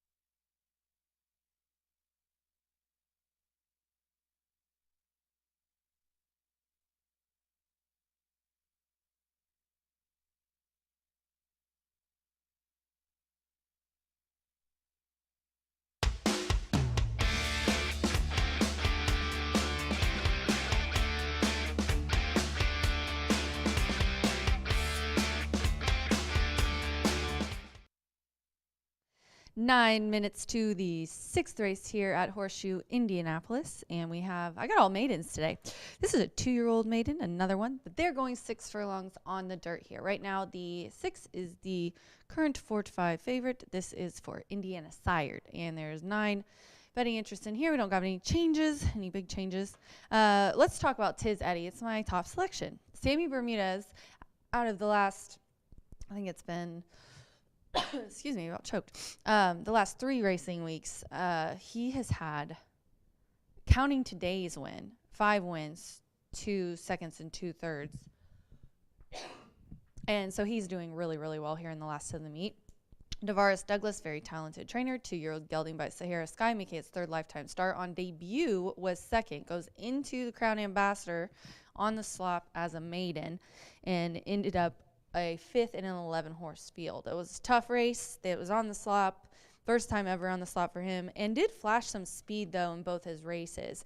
Got away 3rd, finished 2nd, and also was just a few lengths off the leader in the Crown Ambassador. I thought that was going to be a pretty big upset. Looked really good coming around, but just kind of got swallowed up coming around the final turn. We're going to go back into a maiden in this race, a couple of them coming out of that Crown Ambassador. It's just a lot easier group, and coming out of stakes winners and then going into this race is just going to be, I think he's learned a lot from both of those, and he's getting a fast track today. But the 7 also coming out of the Crown Ambassador is at 8-1 right now on the tote board. Alberto Burgess, who's coming off of a double. Randy Klopp is the co-owner and trainer of this 2-year-old gelding by Greeley's Conquest, making its 5th lifetime start, has a 2nd and 2 thirds. And really, going into the Crown Ambassador, if you draw a line through that one, this horse hasn't really done anything wrong in its races. It comes from off the pace and has finished 2nd and 2 thirds, as I said, was the bettor's favorite. One of its races was the second choice in another. Has ran on a good track, a sloppy track, all 5.5 and 6 furlong races. And I think also, same thing, coming out of the Crown Ambassador into this group, I think that Specialty Act is just going to feel like this is a much easier group, obviously, and has been so close. It's kind of the same situation for the 6 and the 7. They've been so close in their maiden special weight races. I don't see it going very much different in here. Also flashed a little bit of speed, a couple back last time it was with maidens. And then I'll round it out with the 2 at 9-2. Commander Storm. Joshua Morales gets the mount back again and has done no wrong with this 2-year-old colt. Out of a couple of 3rd place finishes, Joshua's aboard versus similar and has been close. 3rd by 2 lengths in the debut, and then last time kind of got checked and ended up finishing 4.5 lengths off the leader, Unbridled Slope. But we're still kind of, we're going up to 6 furlongs, not a huge difference, but with a horse that's only ran a couple races, we'll see if it's a detriment or if it helps. It's probably going to help, as this one's just going to keep improving, you hope. So Commander Storm, a 2-year-old colt by Storm's Eye, definitely I think is in the mix in here. But this is one of those races. You've got a couple of first-time starters. You've got untested 2-year-olds. So it's always, I call a firework race. Sometimes you never really know what's going to happen. But I'm going to go with Tiz Eddie and Specialty Act for my exacta coming out of the Crown Ambassador. I'm going to round it out with the 2, Commander Storm, and a really nice Indiana sired 2-year-old maiden special weight here in the 6th race. We are just 6 minutes to post. Good luck.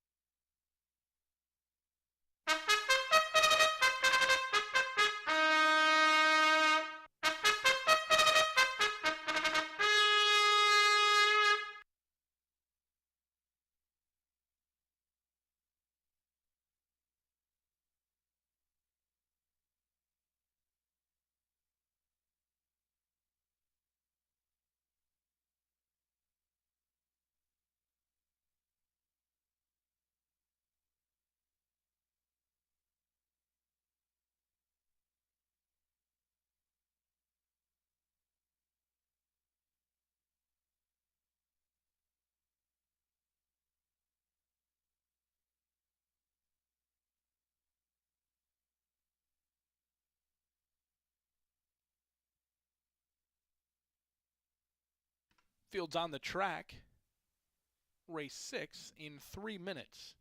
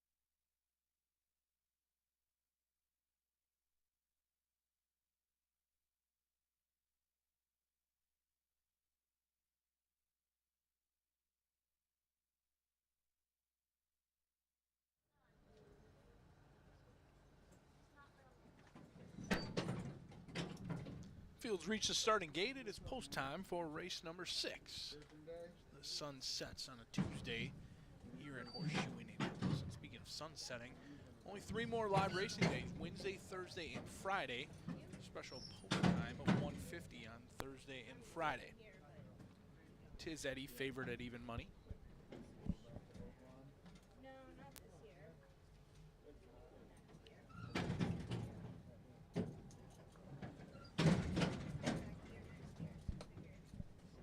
Two back, A-Rod Style and Theo's Promise.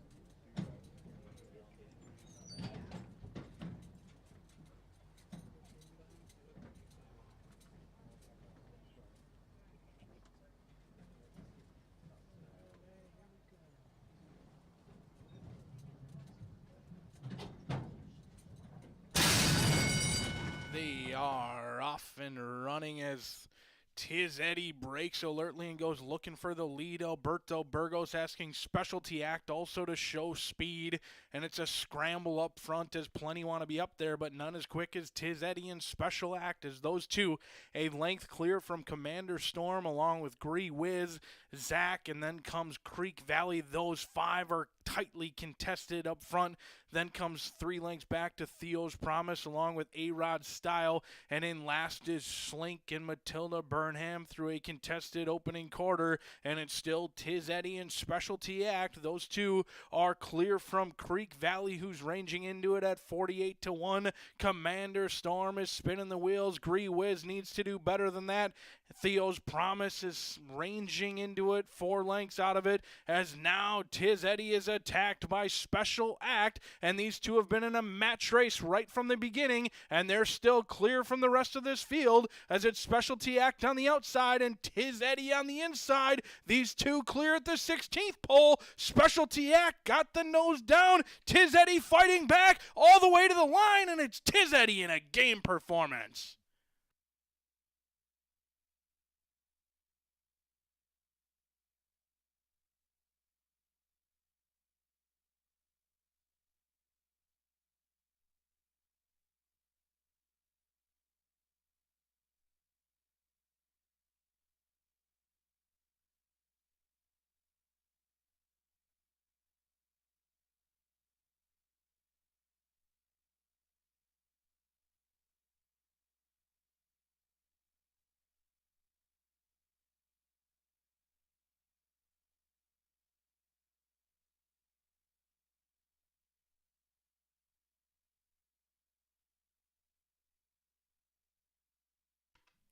What a race. Those two all the way around right from the start as Tiz Eddie from a game Specialty Act. 6, 7, 9, 5, and 3 for those Pentafecta players. The 3 gets into that 5th position at 80-1. 6, 7, 9, 5, 3, and 112.68. Hold them all.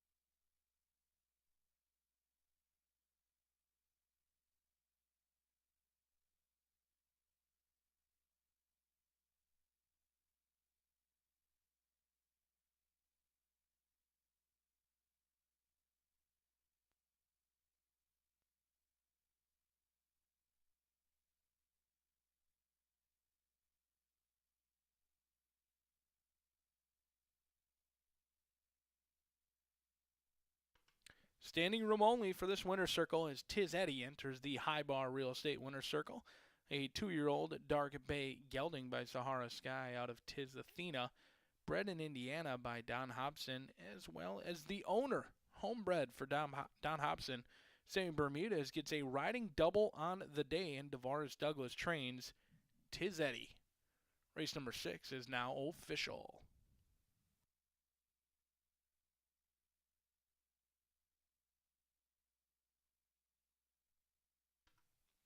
Your $2 exacta returns $18.80, 50-cent trifecta $25.60, 10-cent superfecta $38.60, 10-cent pentafecta $238.10, $2 double $367.60, your 50-cent pick 3, a jockey one $10.95.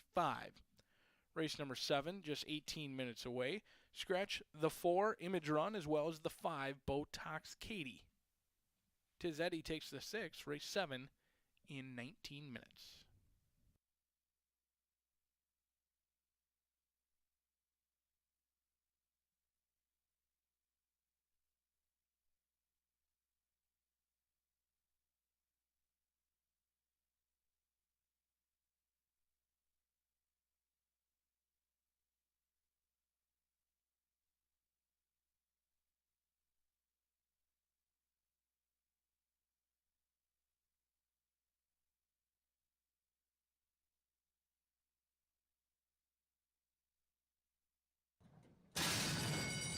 They are off and running as Tiz Eddie breaks alertly and goes looking for the lead. Alberto Burgos asking Specialty Act also to show speed. And it's a scramble up front as plenty want to be up there, but none as quick as Tiz Eddie and Special Act as those two a length clear from Commander Storm along with Gree Whiz, Zach, and then comes Creek Valley. Those 5 are tightly contested up front. Then comes 3 lengths back to Theo's Promise along with A-Rod Style. And in last is Slink and Matilda Burnham through a contested opening quarter. And it's still Tiz Eddie and Specialty Act. Those two are clear from Creek Valley, who's ranging into it at 48-1. Commander Storm is spinning the wheels. Gree Whiz needs to do better than that. Theo's Promise is ranging into it, 4 lengths out of it, as now Tiz Eddie is attacked by Special Act, and these two have been in a match race right from the beginning, and they're still clear from the rest of this field, as it's Specialty Act on the outside and Tiz Eddie on the inside. These two clear at the 16th pole. Specialty Act got the nose down. Tiz Eddie fighting back all the way to the line, and it's Tiz Eddie in a game performance.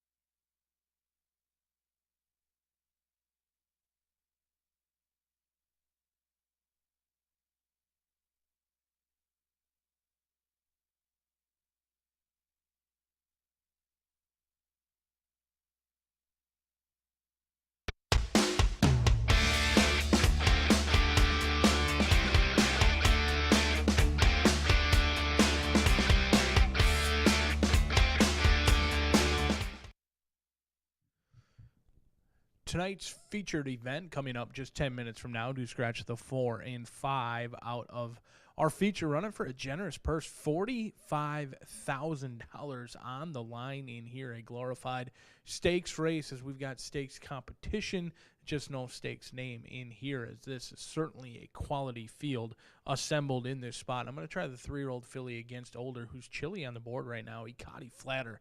This is a horse who was incredibly game, bet down to even money last time out, was always in a good spot, shifted out 3 or 4 wide at the top of the lane, and had plenty of run when called upon. This is an Indiana bred who took on Open Company and I thought really dominated last time out. Ikati Flatter, there's no other way to put it, but she is just game. She knows her job. She does it well, and she loves to win. She will be in for a fight. She will certainly battle on very few races in her career in which she has not been right there near the wire. The one thing I do know is she likely doesn't want to go 2 turns. When she hasn't been all that competitive, it's been around 2 turns. But at this 1-turn distance in here, I think Ikati Flatter is certainly as tough as they come, and she's proven it. She's been in the trifecta, a perfect 5 for 5 at this distance. And right now, she's chilly on the board, 5-1, a juicy price on this daughter of Tale of Ikati.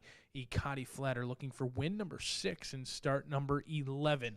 A win today would push those earnings up close to $200,000, 5-1 on the board, but currently favored. She's going to have to deal with an older mare in Shandana, a 5-year-old mare looking to show the filly how it's done in this spot. First off the claim, Tim Eggleston had himself a great day yesterday, won with both a thoroughbred as well as a quarter horse, who looked to get Jason Kaler and Matt Kiewakowski home a winner in here. A $40,000 claim. You don't see that claim price very often here at Horseshoe Indianapolis, but it's happened not once, but twice with Shandana the last 2 starts, as many of those trainers on the backside think that this mare is going in the right direction, and why not? A $300,000 earner, a horse who's got all 8 wins here locally. She won $100,000 last year, $67,000 this year. She usually goes off favored. In fact, she's been favored in her last 3 races, and she is a photo finish away from being a perfect 3 for 3 over that time. The lone defeat came against Ikati Flatter, where Shandana was bet down to 1-2. Ikati Flatter fought back and got the job done. We'll see if the rematch will produce the same race it did as September 21st, as those 2 battled it right out to the line. And in my opinion, they're the 2 to beat. But the bettors are saying, hold up, slow down. Don't forget about Poetic Verse, as Bob Gorham can certainly have a horse cranked and ready to go at first asking. And that could be the case with Poetic Verse, as Bob Gorham does do a very good job off of a layoff similar to this one. They win at 21% off of layoffs between 61 and 180 days, and that fits perfectly. Might be the fresh horse in here is this 4-year-old filly by Jimmy Creed, who's certainly no stranger to the winner's circle. She is not camera shy by any means. 8 for 15, absolutely loves to pose for a picture. Made $84,000 last year, already $109,000 this year. Ships in from Thistle Downs, and she'll run over any track, any surface, whatever you want. She's got to win on the main track. She's got to win on a wet track. She's tried the turf in the past, and she's put on the miles recently. Bob Gorham certainly not fearful of those gas prices like many of us are. Won at Indiana, went over to Thistle Downs, won there, then went to Mountaineer, won, went back to Thistle Downs and won again. So she's certainly been paying those field costs everywhere they go. They're picking up a paycheck. That's no doubt about it. We'll see if Poetic Verse can get the job done off of a brief freshening for Bob Gorham, but a talented field assembled and set to battle it out 6 minutes from now for race number 7.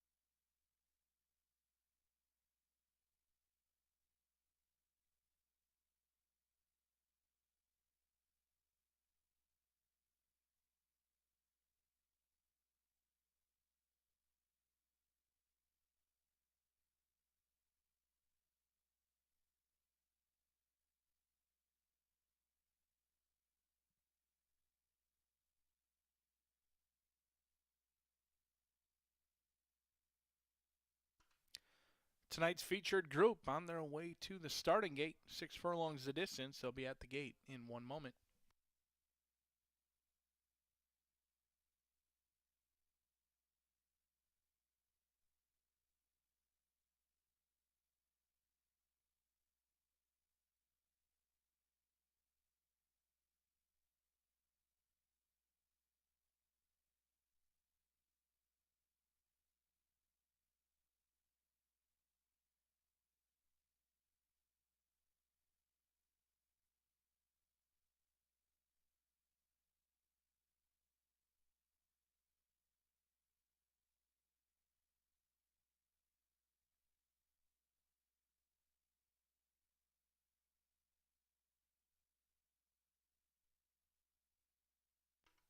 The fillies and mares have reached the starting gate. It is now post time for race 7.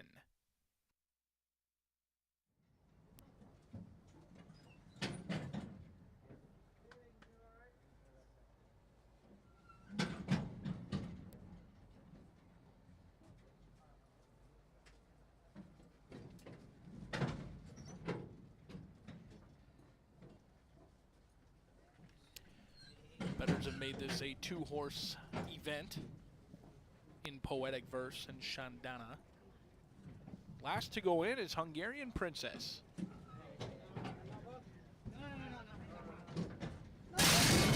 The fillies and mares are off and running on their 6-furlong journey as Shandana broke quickly. Ikati Flatter's going to have to do it from the back of the pack today. And the Gray Girls Are Tougher asks for the lead from Malcolm Franklin, and Girls Are Tougher gets it from Poetic Verse as those two clear off a length from Shandana, who's set to track just a length off of it in third. Bella Bollet holding that rail spot. Ikati Flatter tugging her way into that 5th position. Then comes Hungarian Princess, and Belgian Blue is 5 lengths behind. Girls Are Tougher as the long shot, trying to hold off Poetic Verse. Shandana under a full rein from Shandana, and Fernando de la Cruz as a handful of horse in the 3-path. Ikati Flatter tracking just behind this top group. Bella Bollet needs to do much more than that, along with Hungarian Princess and Belgian Blue. Never got into it today as Shandana and Poetic Verse are trying to hold off Ikati Flatter, who's out in the center of the track, and these two are set for a duel at the 8th pole, and Shandana takes the lead away from Poetic Verse, and Shandana finishing up full of run. Look at this. First off the claim, and it's a winning claim at that, as Shandana from Ikati Flatter and Poetic Verse.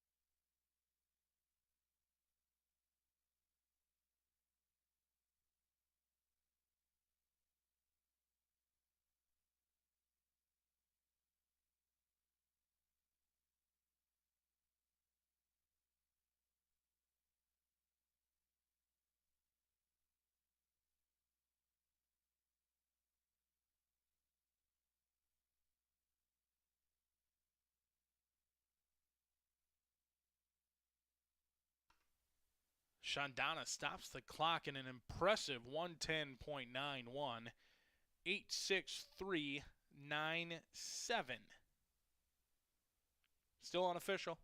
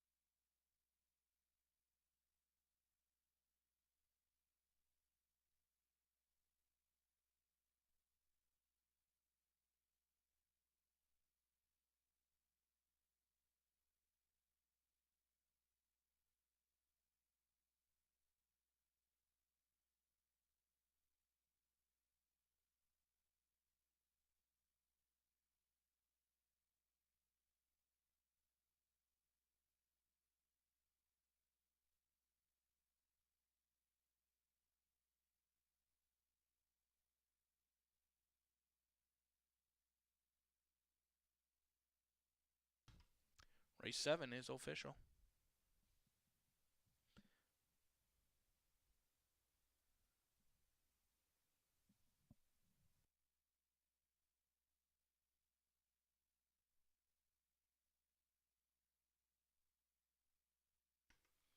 Entering the High Bar Real Estate Winner's Circle for the 9th time in this 5-year-old mare's career is Shandana.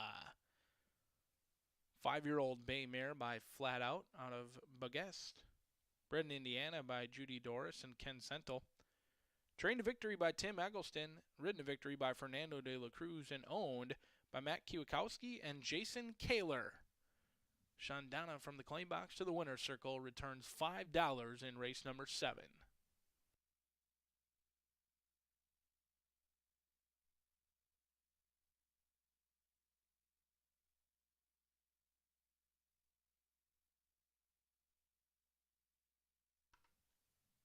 $2 exacta returns $22 even. 50-cent trifecta, $11.25.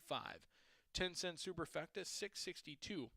10-cent pentafecta, $16.80. Your $2 double, 6-8, returns $11.60. Chalky Pick 3, which began in race number 5, $6.50. The final thoroughbred event of the night will go 19 minutes from now. Do scratch numbers 3, San Ronan, and number 8, Generation. The late daily double, 20 minutes away.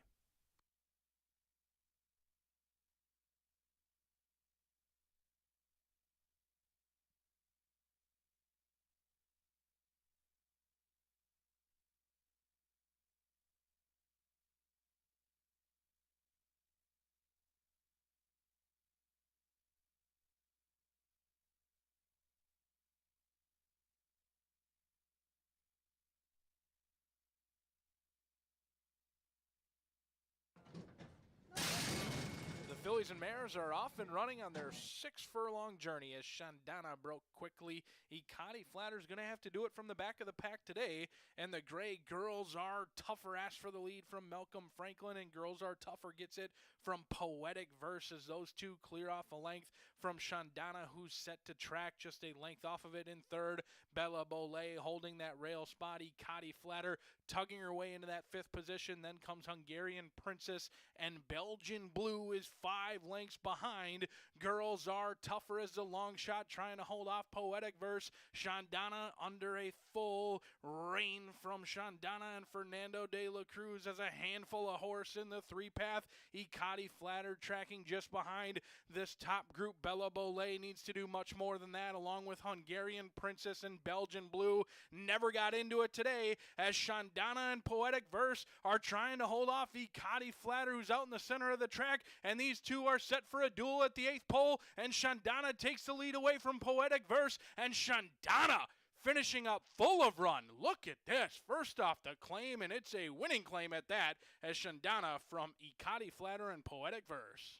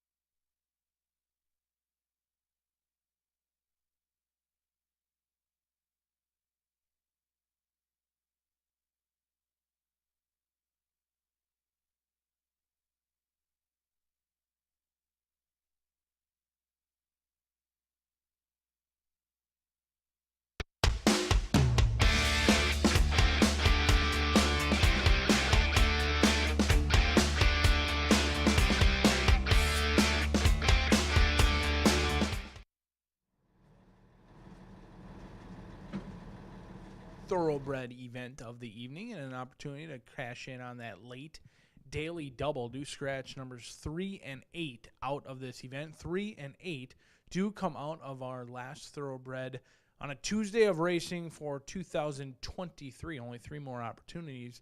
4 days of racing here at Horseshoe Indianapolis. Wednesday, Thursday, and Friday. Both Thursday and Friday will be at 150. Let's take a look at this group in here. A field of maidens set to go to the gate, and I had an eternal battle when I was handicapping this race. Woody, the bid spotter, stands out. I think this horse stands out on paper, but this horse has been on my do not use, do not bet list for some time, and frankly, Woody the Bid Spotter looks to be the best horse in this spot. So what was I going to do? Go against my do not bet, do not use list, or try and find a different horse? And I tried to find a different horse because I follow those strict rules of do not use, and Charted is the one I landed on in here for Brian Waltz. He'll train for Larry Waltz as the Waltzes look to get this gray son of Liam's Map Homey winner, a horse who's been consistent, 5-4-7 in the trifecta after showing some good promise at the maiden special weight level on the turf here at Horseshoe Indianapolis. Maybe they bit off a little bit more than they could chew over at Keeneland. Went off at 15-1, did take some action and really never got into that race. They were steadied repeatedly. That race from the Keeneland will not be on John Kenton Court's highlight reel by any means. This horse had multiple checks, really never had any opportunity, and finished 10th, beaten by a city block. Draw a line through that race, and suddenly Charted looks like the real deal. But this horse has yet to be on the Horseshoe Indianapolis main track, and that's the lone question mark. The 2 starts here locally were both on the turf. However, they were against much tougher competition. 5,000 will be the lowest this horse has seen. We'll see if the Keeneland shipper can get the Indiana money at 9-5, and then comes Woody the Bid Spotter, and what a journey it has been for this 3-year-old son of Street Sense. A $475,000 purchase at the 2021 Keeneland sale. Despite going for almost $500,000, was bet down to favoritism at the fairgrounds on debut, ran a good second, then ran on Risen Star Day as the favorite again on a card in which they crowned the Risen Star champion, and this horse went off favored in a maiden special weight race and completely ran up the track. Then went on a layoff, and the connections decided that it was time to give away the farm. That shiny purchase that went for almost $500,000 would return to the races for a $20,000 price tag.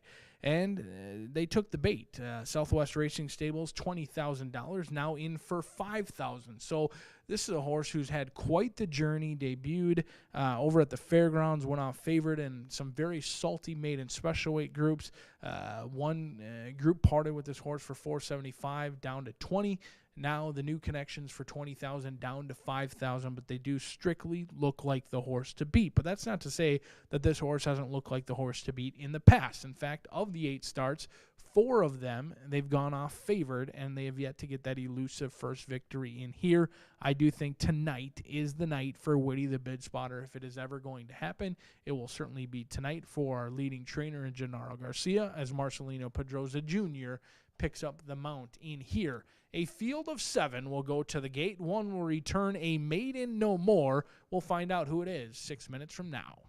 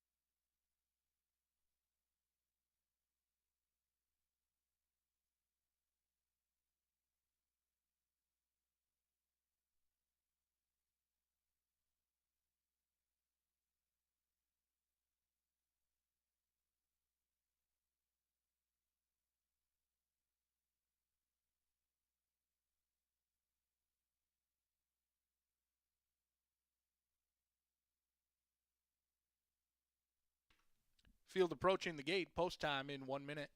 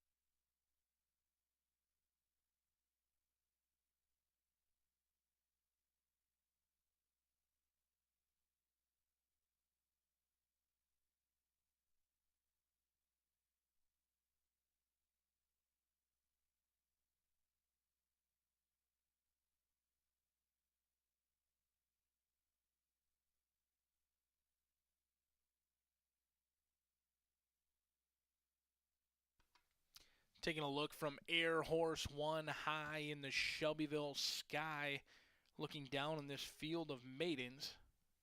A field of 7 loading the gate as a merry-go-round, the first to load. Miranda aboard, putting the goggles on, preparing for battle.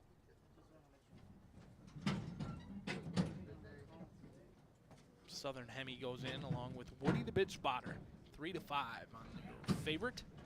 On a day in which favorites have reigned supreme. We'll see if that trend continues. Little Banker Man will be the last to load.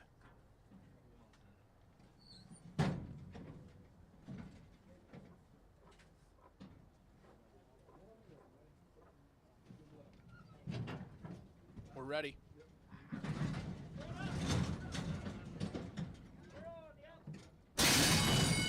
We're off and running in the Shelbyville night here in Horseshoe, Indianapolis. Somnus goes looking for the lead, but it's a contested lead at that as True Protege, and now Southern Hemi pushes up on the inside. Charted 4 wide down the backside. Then comes Little Banker Man. Woody the bid spotter needs to make up 6 lengths in a merry-go-round. The only one not keeping up early is Somnus and True Protege. Now a length clear from Charted. Down on the inside rail is Southern Hemi at 40-1, losing ground.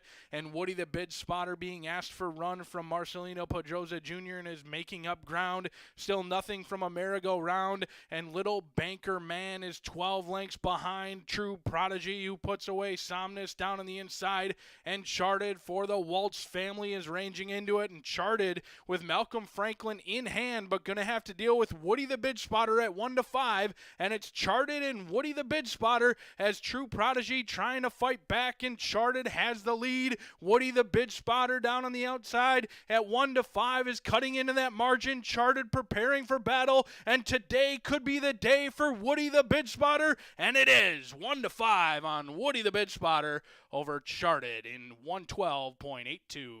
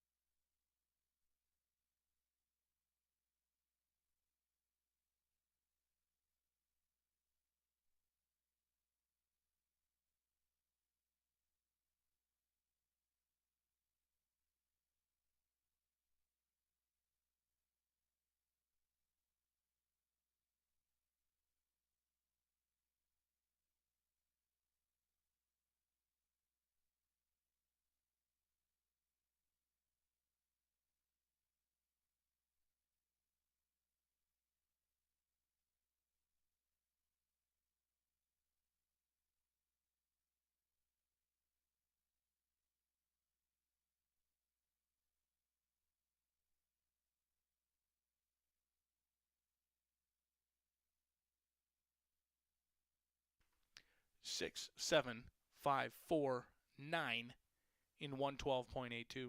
Hold them all.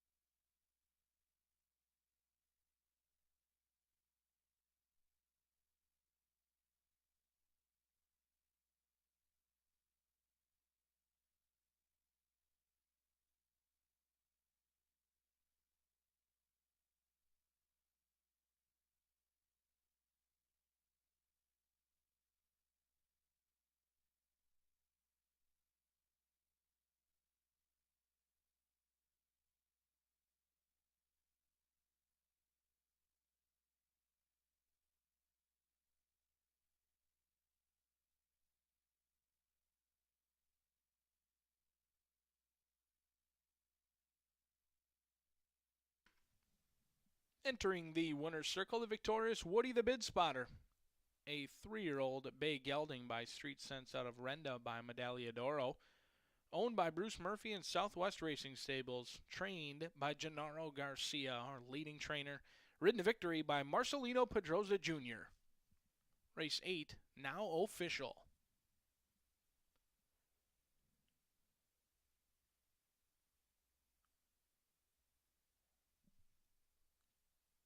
$2 exacta returns $5.40. 50-cent pick 3, $15.40. 50-cent trifecta $3.85. The $2 double $14.20. Tonight's late pick 4 returns $13.05. 50-cent pick 5, $64.25. Pentafecta $3.76 for your Pentafecta. Race number 9 on the board now just 18 minutes from now. Do scratch all the also eligibles. 11 through 14 are out of the quarter horse event. 330 yards the distance. Miss Martha will be on your screen shortly to take you through her handicapping. She looks to pick up where she left off. She was a perfect 2 for 2 last night. She looks for 3 in a row 17 minutes from now.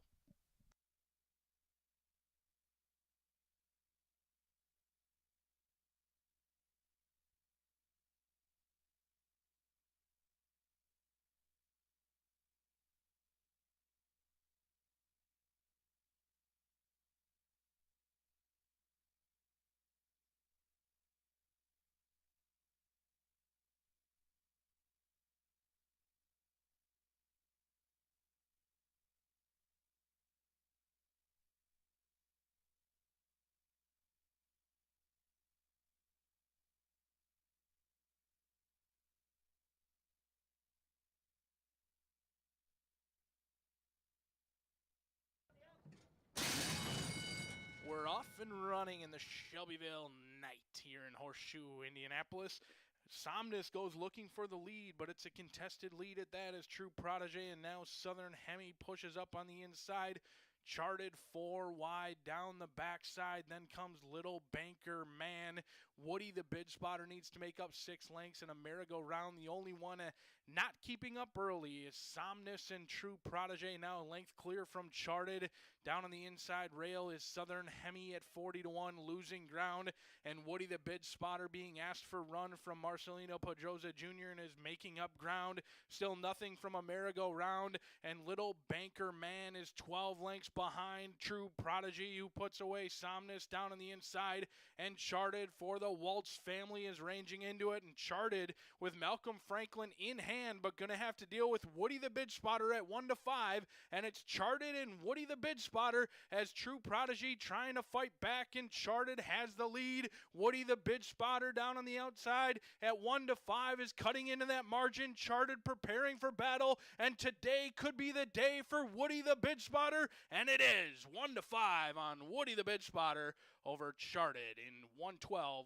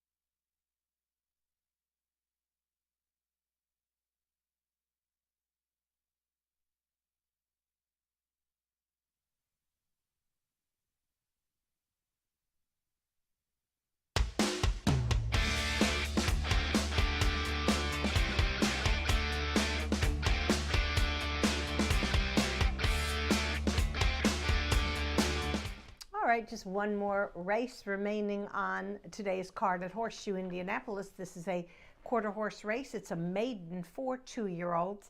We are going to scratch each of the also eligible, so that's runners 11 through 14, but still have a nice full field traveling 330 yards. Let's go to the paddock and take a look at a few of the contenders. I'm going to begin with number 9, Super Javi, who is going to make his 5th start at Horseshoe Indianapolis for trainer Hector Sanchez. Ran his best speed figure in his most recent effort 2 weeks ago.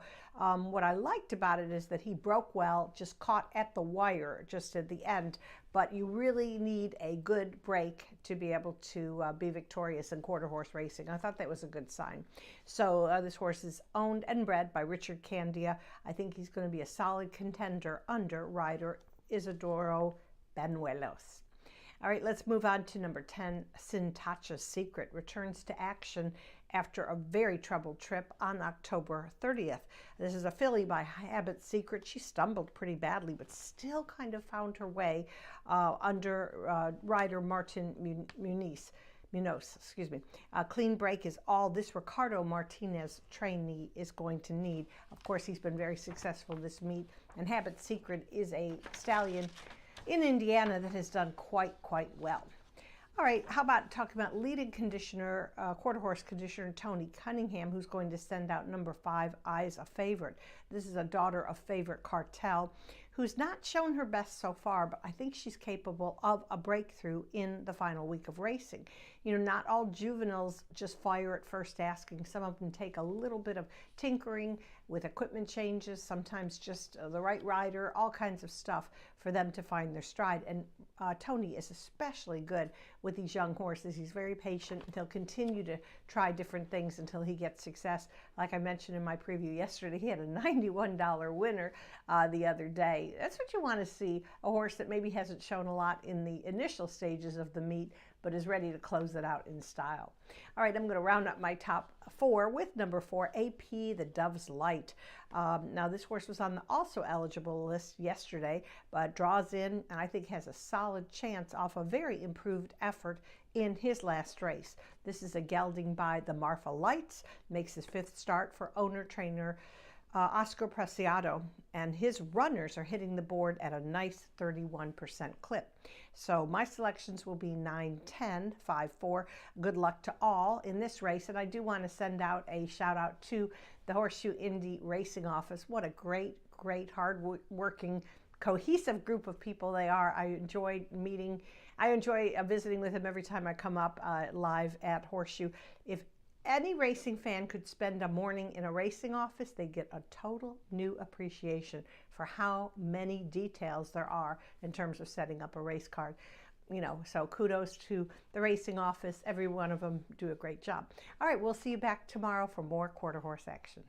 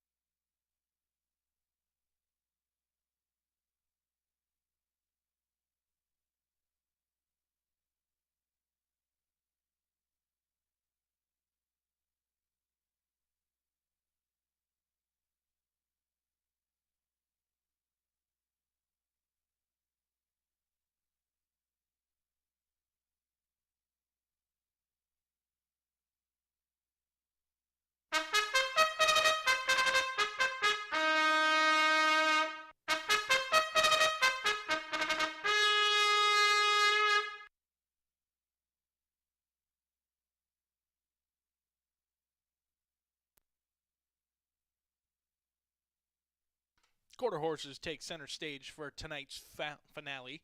A field of 10 will be at the post 2 minutes from now.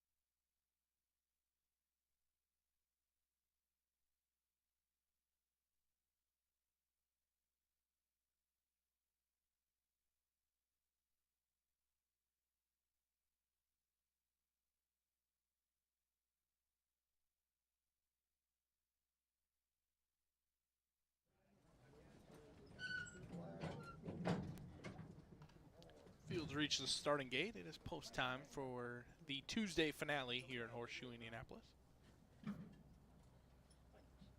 Shirley 2-4 has gone in. Mocha Corona, along with Wicked Politician and Felton. Up next is Ready Dusty. Candy Stone. Fields long shot. AP the Dove's Light. Super Javi, scratched out of yesterday's event, gets into today. And Sintaka's Secret.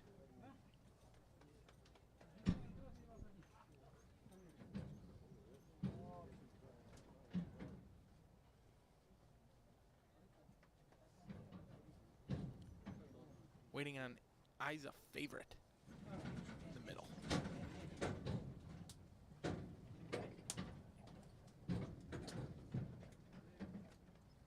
Locked and loaded.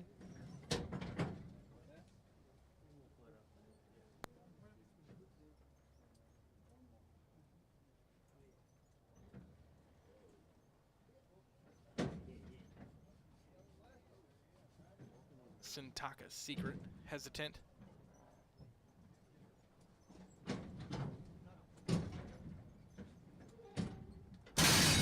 They are off and racing, and an even beginning it was, as Shirley 2-4 breaks alertly along with Candy Stone, and Shirley 2-4 means business at 7-1 as AP the Dove's Light is drifting out but running fast, and AP Dove's Light and Shirley 2-4 hit it together.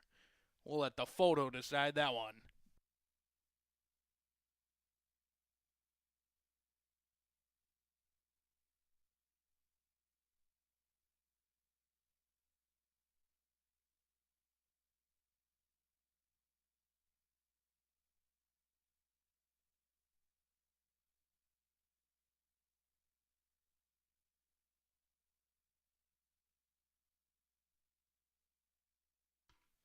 In addition to the photo finish, the inquiry sign also is illuminated. Stewards taking a look at the mid part of the race and the actions of AP the Dove's Light.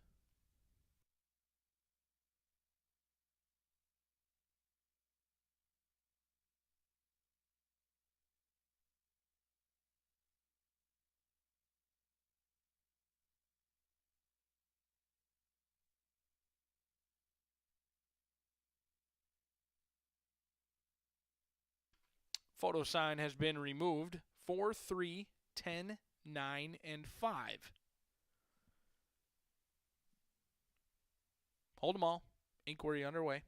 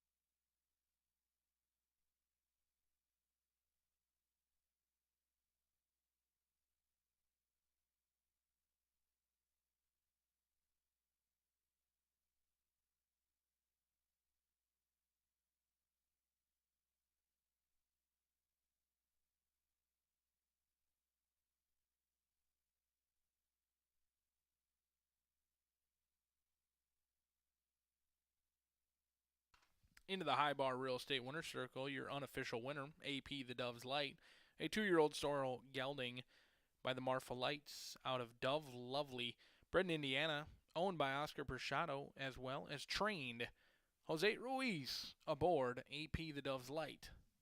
4, 3, 10, 9, and 5 in 17.16.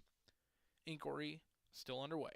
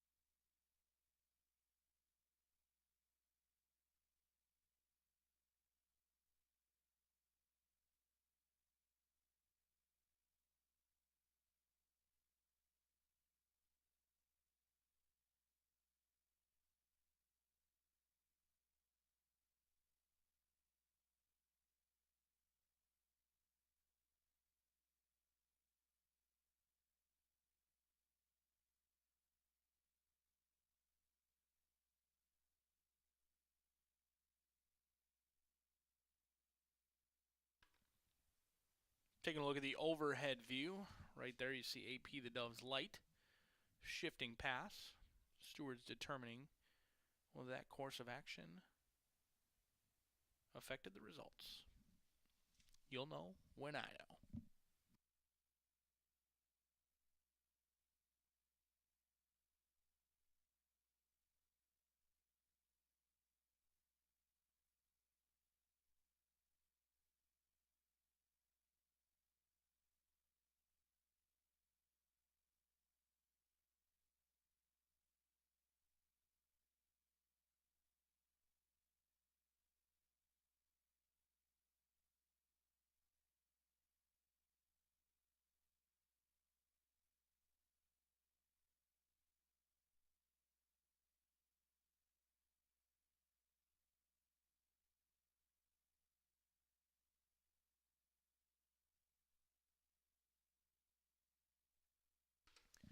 We have a double disqualification, a double DQ in the finale. Number 4, AP the Doves Light, has been disqualified from first and placed 9th. Your unofficial 4th place runner has been disqualified from 4th and placed 10th.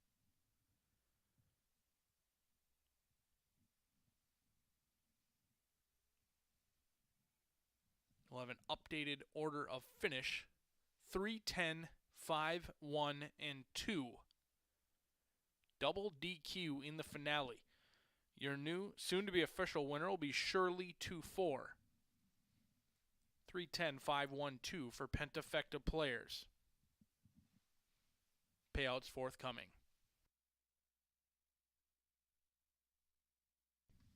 On your screen now, you'll see the actions of both the 4 as well as the 9. Stewards have determined that number 4, shifting out, taking away ground, along with Super Javi coming in, forced both the 5, 6, and 8 to take up and affect their positions. You'll see the 4 come out multiple pass, and the 9 coming in under right-handed encouragement, forcing the 5, 6, and 8 to take up.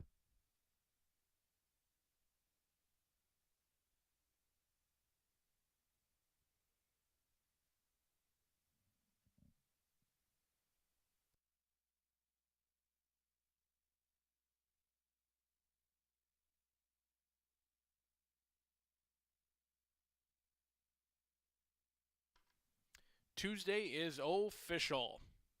$2 exacta, 310 returns 77.80. The final trifecta of the day, 99.20. $2 double, 6-3, 62.20. The 10-cent superfecta, 310, 5-1, 118.85. Final pick 3 of the evening, 23.85. And the 10-cent pentafecta, $1,336.14. That's going to conclude today's live racing action from Horseshoe Indianapolis. We'll return tomorrow for a Wednesday card, the final Wednesday of racing at 2:30 Eastern. Good night.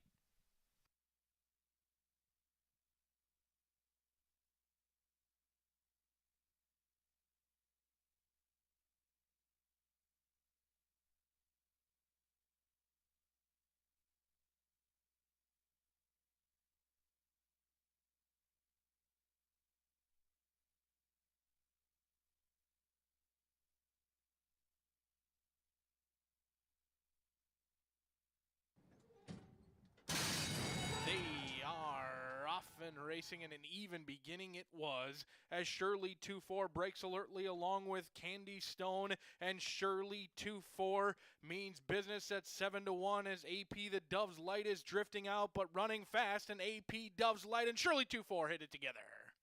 We'll let the photo decide that one.